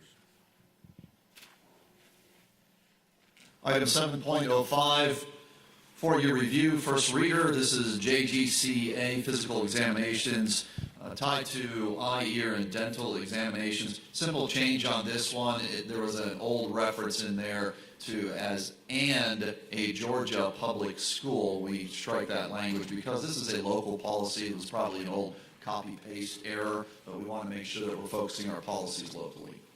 The only question I had about this policy, and I'm sure it's been here forever, and I never had looked at it like that, but it just seems to me giving a student and parents 120 days before they have to present anything is an awful long time in today's world where most things are electronic, and likewise disease and things like that happens very quickly. So 120 days seem like an awful long time.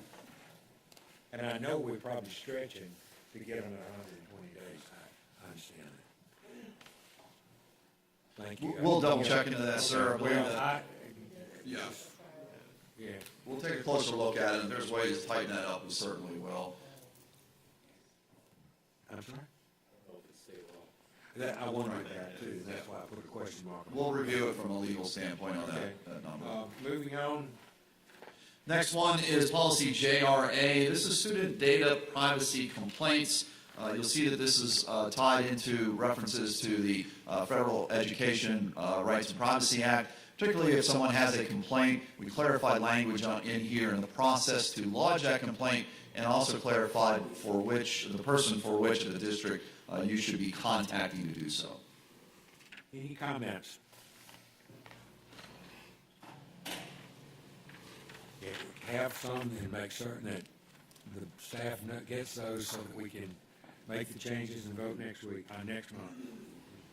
Item 7.07 is also a 4-year review, first reader. This is GBBA, Professional Personnel Qualifications and Duties, really clarifying language of meeting qualifications when certification or certain licenses are needed, and specifically as required by the PSC and also the local school district. Any other questions or concerns? So if I understand this correctly, this is for any position within the district, and we're going to require that the licensure is received prior to employment, right? Yes, primarily what we didn't have was the Secretary of State side of certification, for example, our nurses. It's just adding language to say that the license has to be held by the person for the position. So that's the same as our teachers, which is on the Professional Standards Commission side. We just didn't have any language in there related to the Secretary of State. Our social workers may have that as well, so we'll just make sure we're covering everything. Okay. Any other comments, questions? Moving on. Board Policy GAF. This is a new policy under first read, item 7.08 on your agenda. This is being brought forward to the board just to allow us and the superintendent to have clear authority and understanding on when we have relations going on between our students and our staff. And one thing that we find is there's a greater opportunity for engagement beyond the classroom in today's day and age, particularly surrounding the world of technologies and social medias. We've certainly gone backward as we've come forward.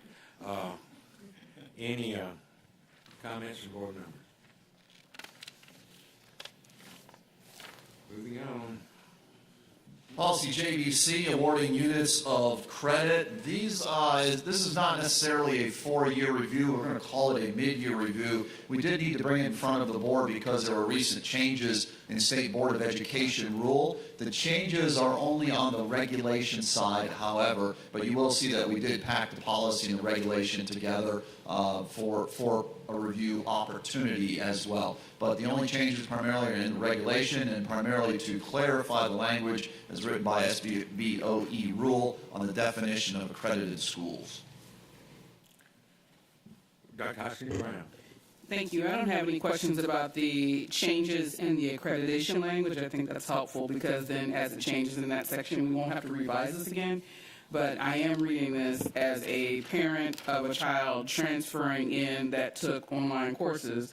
And my question is, how do we differentiate between the online companies in the policy in section C3, courses coming from companies offering online courses, from the courses that are allowable in the general guidelines that also say online providers? So just some language that clarifies the difference between the no-no companies and the accepted providers would be helpful. I mean, that needs to be. I'm passing it. Thank you.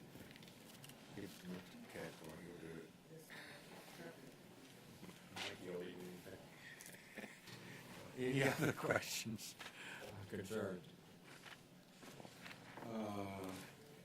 Next, moving on to GSBA legislative positions. Sure, passing this along for board's action. This is the annual review of the GSBA legislative positions. Of course, as you'll note, the legislative session is coming to a close, but annually the GSBA does gather information from all districts across the state of Georgia and sets their platform, which they will carry through the remainder of the year in any engagement with delegation or with legislative officials. So looking for the support of the board. The information has been provided in advance. It's posted to board docs. So thus be it resolved that the GSBA 2022 legislative positions now be approved by the board. I have a motion made by anyone. Ms. Grabowski's moved. Dr. Howard Hall has seconded. Anything you want to say? I just am curious why we are. Oh, it seems like we're a little bit late in doing this, because I remember discussing this on the GSBA call where we reviewed these positions, and I know we discussed it as a board quite some time ago. Yeah, so this question has come up before. The timing is somewhat awkward on it. The GSBA, again, will carry this language as their platform throughout the remainder of the year and into the fall and the beginning of next year's session as well. One thing that you'll find very interesting in here is that much of the language is really written in a very overarching way. They talk about local controls as supporting those kind of mechanisms. So you have a strong platform to speak from that you could go under some of these umbrella type of positions. The other part is you'll hear this information extensively during the June conference when the legislative updates from laws go into a specific place. Now, you'll know as well when a law goes into place, then there's further review by the Georgia Department of Education, which often generates an SBOE rule, and sometimes that rule language can be influenced somewhat or be given guidance based on the support of these particular language components. So the timing is awkward, I understand. Timing is still poor, and even the document itself is, in my opinion, is like, let's start with a want list of every board member in the state of Georgia. We've got to have at least 2 things that they each like. There were some that didn't make it through the committee. But I don't know. It would also be a further discussion on April 25th with the GOC meeting that I'll be attending regarding these issues as well. Tell them to move it up next year, Dr. Howard. Okay. Any other comments from board members? You've heard the motion to support the GSBA legislative position. All in favor, raise your hands, please. 1, 2, 3, 4, 5, 6, 7. All opposed? 1, and abstentions? Is that you? 1. So, Mr. Johnson opposed. 7, 1, 1. Moving on to proclamation from, I believe it's Dr. Hoskins Brown is going to read the So we're on this item 7.11, board budget objectives. Oh, I'm sorry. Prior to the proclamation, Mr. Larry Jackson will read it.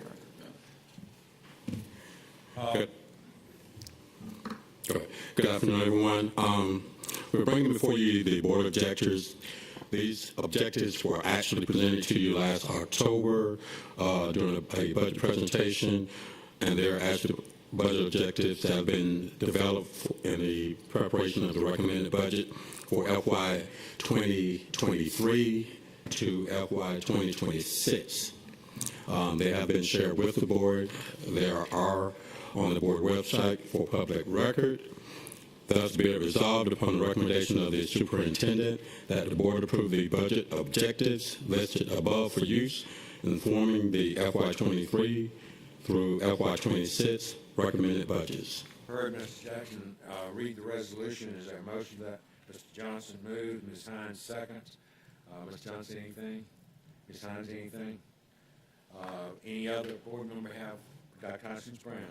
I just want to know that since we've been talking with Cognia this week and their review of the program at Jenkins, I'm really happy to see this kind of action on the board, because this is the kind of this is the role that we have in connecting our decision making to what's happening at different sites.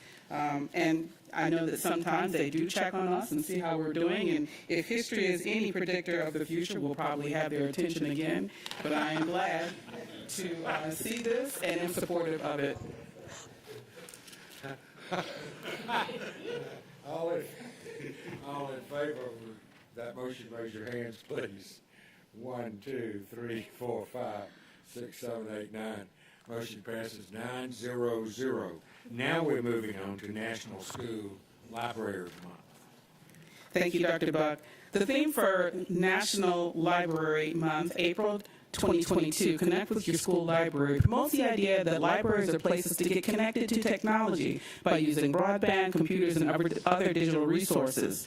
Libraries also offer our students opportunities to connect with media, programs, ideas, and classes in addition to books. To recognize the valuable contributions of our school library media technology specialists, the Board of Education would like to proclaim the month of April 2022 as National School Library Month. Thus be it resolved that the following proclamation be adopted. Whereas April 2022 has been designated as the 37th Annual National School Library Month, and whereas school libraries provide materials for teachers and students that will encourage growth in knowledge, and whereas school libraries provide materials that will develop literary, cultural, aesthetic appreciation, and ethical standards, and whereas school libraries provide materials that reflect the ideas and beliefs of religious, social, political, historical, and ethnic groups and their contributions to the American and world heritage and culture, and whereas school libraries provide books to encourage students to read for pleasure and are considered a fun place to go, And whereas school libraries provide materials to meet individual needs, varied interests, abilities, socioeconomic backgrounds, and maturity levels of the students served, and now therefore be resolved that the month of April 2022 be proclaimed National School Library Month, proclaimed this 13th day of April 2022. You've heard the resolution. I'm going to let Dr. Hoskins-Brand make the motion since she read it, and Mr. Johnson, you can second. Any other thing you'd like to say, Dr. Hoskins-Brand? Ms. Johnson, anything? I would like to say a couple of things. One is that I remember when I was in school as a young child, I did not like to read. Then we had to go to the school library back in elementary school, and the librarian came up to me and asked what did I like outside of it, and she found me books that actually interested me, that I loved. Still going through school, I didn't like to read all that much. However, I now have a passion of reading, and I do it as a young second grader, going into the library and finding those books that I love. My son, he actually loves going to the media centers at his school. He checks out 2 to 3 books a week, and he'll read them and bring them back. The media center at Charles Ellis has done a great job of finding those books that are meaningful to him and that he loves and he enjoys every single day. Thank you, Mr. Johnson. Any other comment? Ms. Hall? Yes, there's a saying in the library at Johnson High School that an author wrote that he's hoping that heaven will be a huge, vast library. And I agree to that. Anything, you talking about something that affects a child's life and turns it, into a wonderful trajectory, it's having a good library to go to. Just think, between playing on the harp and singing in the choir, we could read. All in favor of the motion, raise your hands, please. 1, 2, 3, 4, 5, 6, 7, 8, 9. Motion passes 9-0-0. Mr. Cashmore just looked at me like I had. I'm Tanya Brunn. I'm the Program Manager for Instructional Technology and Media Services. And I just want to introduce 3 of our wonderful Library and Media Technology Specialists, LMTSs from the district, that are going to receive this proclamation today.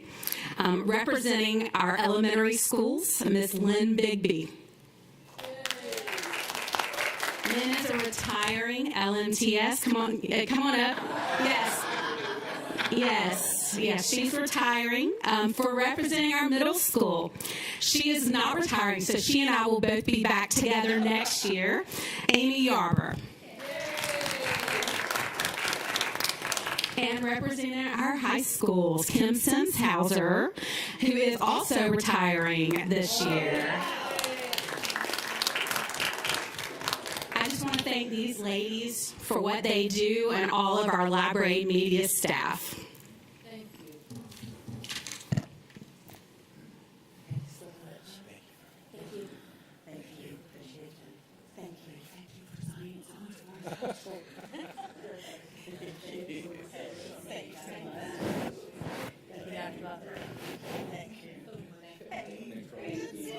I'm not like Ms. Johnson. I'm always like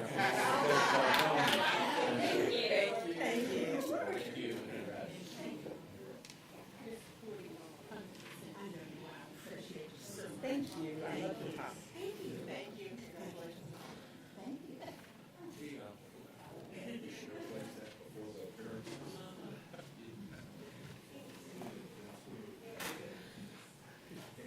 Could I have a motion to approve the consent agenda? Dr. Hoskins-Brand makes that motion. Is there a second to that? Ms. Hall is seconded. Anybody have anything to say? All in favor of approving the consent agenda, raise your hands, please. 1, 2, 3, 4, 5, 6, 7. All opposed? All abstained? 1. So motion passed 7-0-1, and Dr. Howard Hall is out of order. Yes, ma'am. We've passed the consent agenda now, but I would like to ask Chief Enoch if we can get to drive one of those Ford 150 vehicles that we're buying. I'd like to see that and ride in. Chief, they want your help, sir.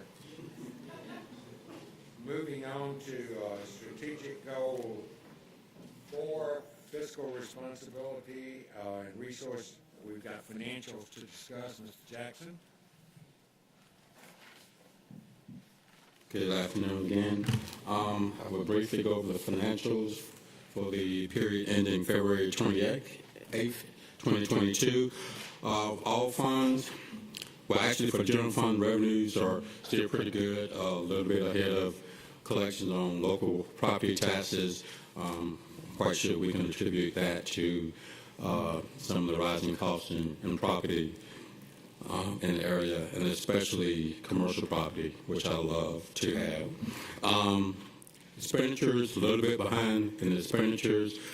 Actually, we've been a little bit behind the expenditures the last couple of years, which again, as I mentioned, that pretty much what has been helping us put money into fund balance, because unfortunately we have a lot of vacancies and in the schools, and we don't have staff there to actually spend the money at the school sites. So as the general fund is still pretty good at this time of the year, school nutrition is actually still doing pretty good.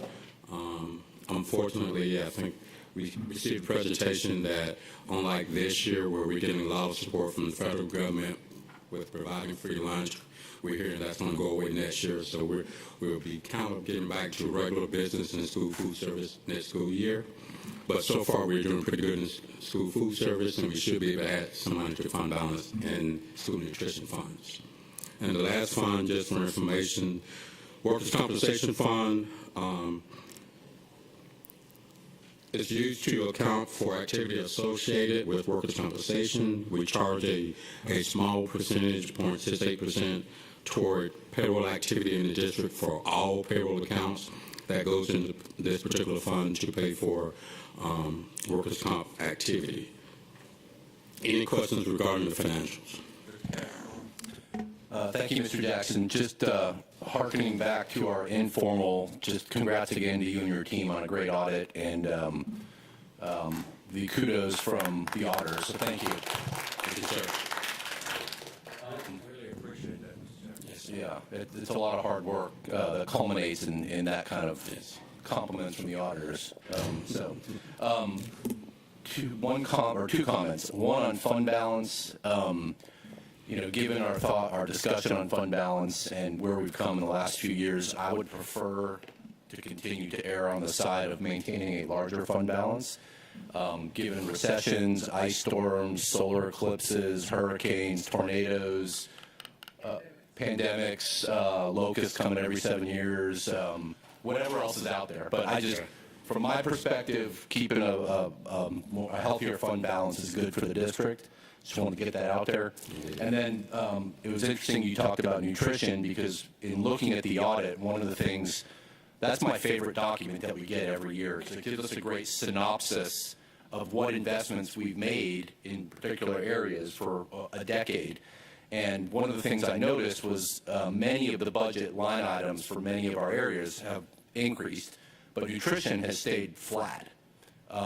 And I've said this before, historically we had a goal of trying to be self-sufficient in school nutrition based on revenues, based on grants, et cetera. And I'll say again, noticing the investments we made there, piggybacking on the comments you've made, I think we need to, as a board, invest more in school nutrition so that we don't continue to have recurring issues with staffing, with having to move money all the time. We just need to hit the reset button on our mindset about how we handle that and what our goals are.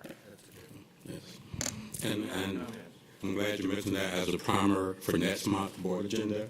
Since you mentioned fund balance, one of the things that we'll bring before you is an expense. When our great governor decides to give incentive bonuses and he pays only for the state employees, we have to use our fund balance to pay for that difference. So we're going to bring some more detail about what that cost is going to be next month. Thank you. Any other comments from board members? Ms. Jackson, again, we appreciate all you do. Yes, sir. Moving on to budget transfers as far as high school replacement. 14 items here. And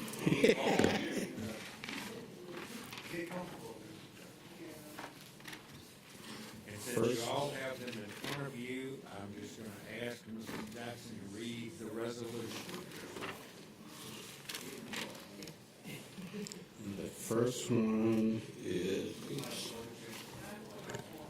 Dr. Buck, that's no pressure. He is all that stands between us and adjournment. Is that what you want him to understand?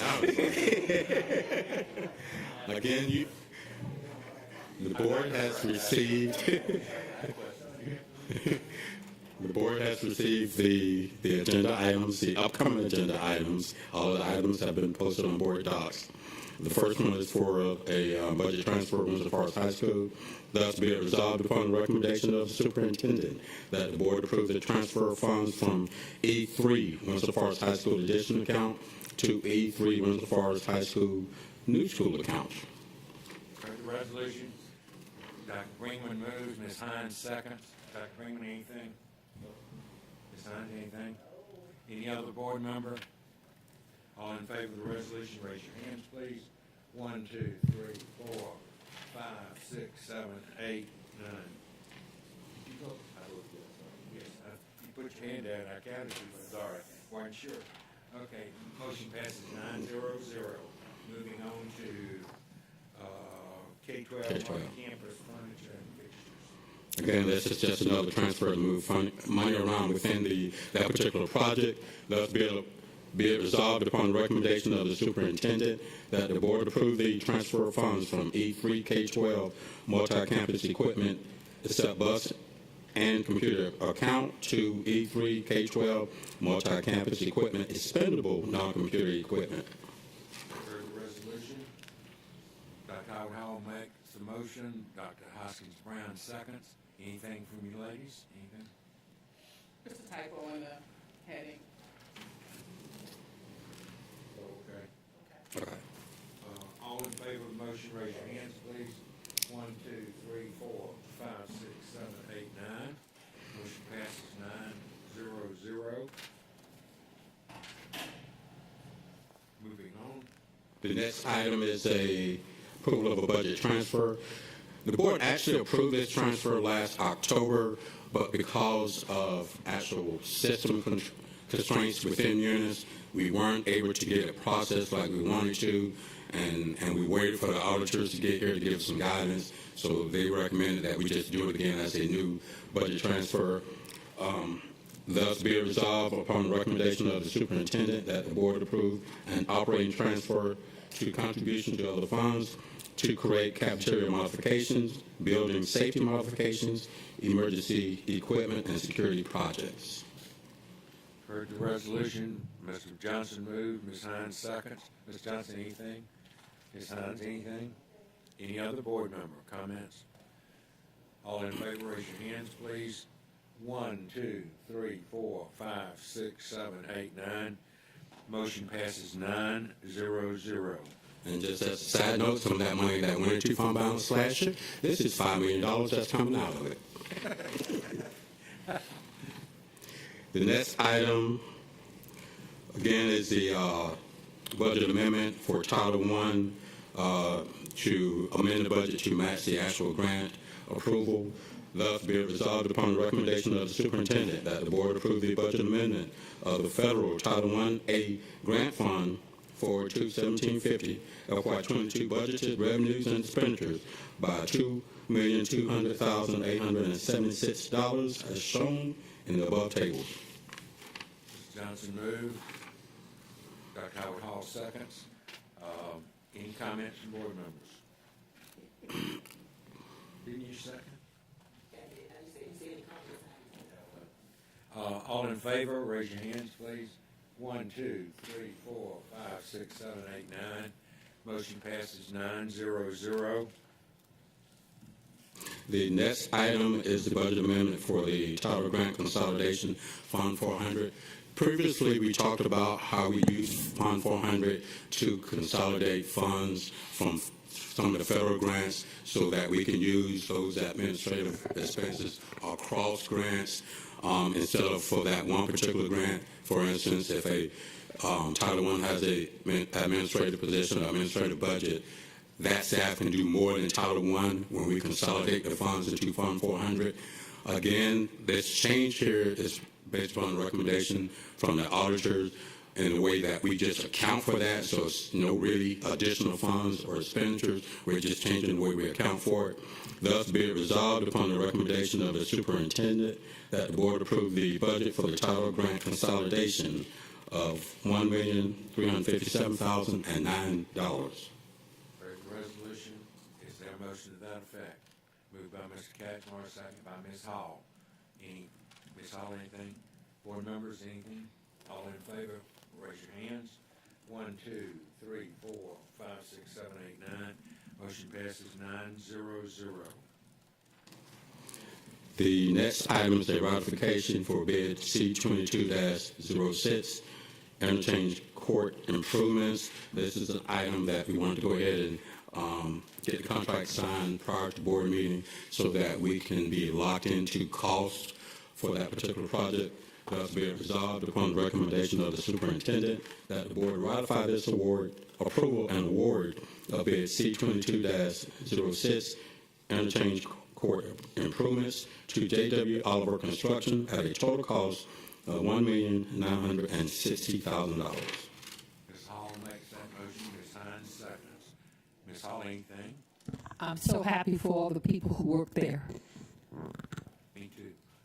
Ms. Hines? And I voice Mrs. Hall's sentiments. Thank you. Anybody else on board? This is a long time coming. I just want to echo my my fellow board members of that. I'm glad it's coming. Any other comments? All in favor from board members, raise your hand, please. 1, 2, 3, 4, 5, 6, 7, 8, 9. Motion passes 9-0-0. Moving on. The next item is a Georgia Power contract for HVAC renovations for Garden City Elementary School. Thus be it resolved upon the recommendation of the superintendent that the board approve the contract with Georgia Power for HVAC renovations for Garden City Elementary School for a lump sum pricing of $3,364,248. Heard the resolution. Is there a motion? Ms. Hines moves. Dr. Hoskins-Brown seconds. Ms. Hines? Dr. Hoskins-Brown, any comment? Other board members, any questions or comments? Hearing none, all in favor of the motion, raise your hands, please. 1, 2, 3, 4, 5, 6, 7, 8, 9. Motion passes 9-0-0. Moving on. Another Georgia Power contract, HVAC renovations for Durand Middle School. Thus be it resolved upon the recommendation of the superintendent that the board approve the contract with Georgia Power for HVAC renovations for Durand Middle School for a lump sum pricing of $3,673,638. Dr. Hoskins-Brown moves. Mr. Johnson seconds. Dr. Hoskins-Brown, any comment? Mr. Johnson. Anyone else? Ms. Grabowski. I probably should have asked this in the last one, but because we have these 3 contracts in a row that are all falling under this similar Georgia Power arrangement, I think it might be helpful to explain going through Georgia Power versus a direct bid contract like we normally do. I don't know if Ms. Miller-Kagler might be able to provide any more detail about this particular arrangement, because it's not the way we conventionally have done HVAC improvements. Good afternoon. Sorry to put you on the spot. No, you're good. We actually did, and if you note, it refers to a master agreement. And I think what we need to probably do in the future is include that master agreement number and the actual date that we went through it. But I think it was about 20 schools that we worked through under that agreement. Yeah, but there was a process that we went through, and as they come up for the opportunity, it only referenced the name as a master agreement, but there is a process that they had to go through. Great. Thank you for that. Any other comments from board members? Hearing none, all in favor of the resolution, raise your hands, please. 1, 2, 3, 4, 5, 6, 7, 8, 9. Motion passes 9-0-0. Moving on. And I believe this is the last Georgia Power contract, HVAC renovations for Myers Middle School. Thus be it resolved upon the recommendation of the superintendent that the board approve the contract with Georgia Power for HVAC renovations for Myers Middle School for a lump sum pricing of $3,584,406. Dr. Hoskins, Brown moved, Mr. Johnson seconds. Dr. Hoskins, Brown, anything? Johnson, anything? Dr. Freeman, are you scratching your head or do you have something to say? All in favor of the motion, raise your hands, please. 1, 2, 3, 4, 5, 6, 7, 8, 9. Motion passes 9-0-0. Next item on your agenda is an intergovernmental agreement under Goal 4. This is between the Board of Public Education and Chatham County in support of public safety operations, wherein the Board of Public Education Police, or Campus Police Department, seeks to enter into agreement with Chatham County for entry and continued engagement in Emergency Communications Center for certain public safety operations, inclusive of E911 services. The board has received in advance the documentation and enclosures with this particular agenda. They're also posted to board docs for public consumption, where all these stipulations of the agreement are included. The term of the agreement is for 1 year from the date of execution and includes no more than 10 one-year renewals. Thus be it resolved upon recommendation of the superintendent that the board approve the enclosed intergovernmental agreement with Chatham County utilizing a consolidated public safety system to support the district's continual and efficient operations for public safety. Heard the resolution, Mr. Johnson moves, Ms. Hall seconds. Ms. Johnson, anything? Ms. Hall, anything? Yes, I'd like Dr. Levette in 30 seconds to explain to us how this intergovernmental agreement affects our students and staff and our educational community. Thank you, Ms. Hall, but I'm going to defer to Chief so he can tell you specifically how long we've been working on this and why it's going to work best for us.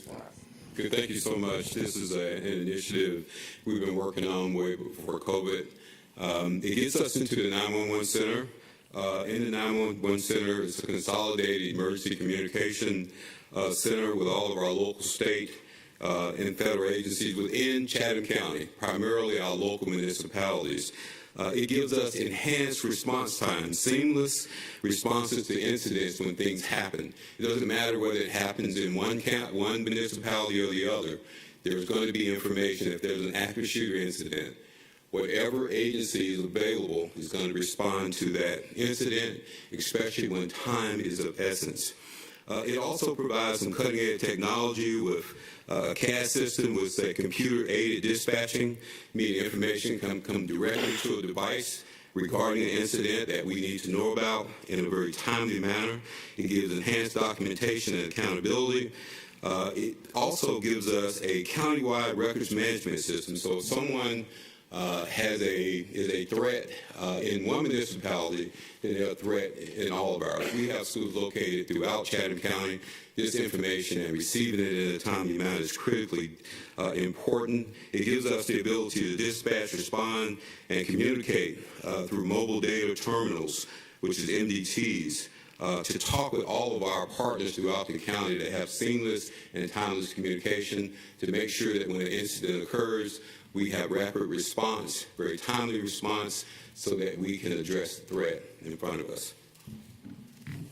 Thank you. Mr. Catchmark, then Mr. Faust. So just so I'm clear, we're agreeing $165,000 over 4 years. Is that right? I think that's what it is. Okay. Just want to make sure I was 5 years. I thought it was okay. So 200,000. Okay. I just want to make sure. Thanks. Mr. Brown. Will this integrate or be able to help us with expanding our Handle with Care initiative into the other municipalities through the cross-sharing? Absolutely. Absolutely. That information will create all of us talking to each other instead of at each other. So that definitely would help us enhance that. And we have expanded Handle with Care anyway, but now it means that the others who may not have come on board will now be able to come on board. I think that's an important initiative that anytime we have the opportunity to share why Handle with Care is so important, that we can take the opportunity to do that. Thank you. The last 2 pages of this information was kind of hard to read. The very last 2 pages, Oh, okay, the last 2 pages of it. Any other comments from board members? Hearing none, all in favor of the resolution, raise your hands, please. 1, 2, 3, 4, 5, 6, 7, 8, 9. Motion passes 9-0-0. Thank you very much. Moving on to the last resolution, Savannah Arts Academy. Savannah Arts Academy GMP change order number 1. On February the 2nd, the board approved the award of RFP 22-01, construction manager at risk for the Savannah Arts Academy addition and renovation project to Magnite Construction Company Incorporated with an initial stated cost limitation of $20 million.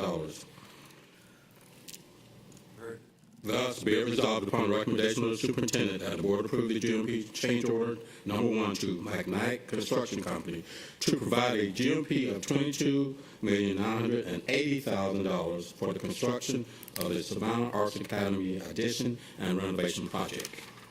Heard the resolution, Mr. Bowser makes the motion, Ms. Hall seconds. Mr. Gosky, anything?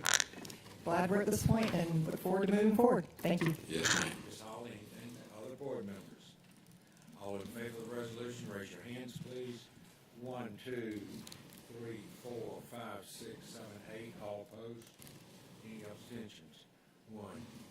Motion passes 8-0-1.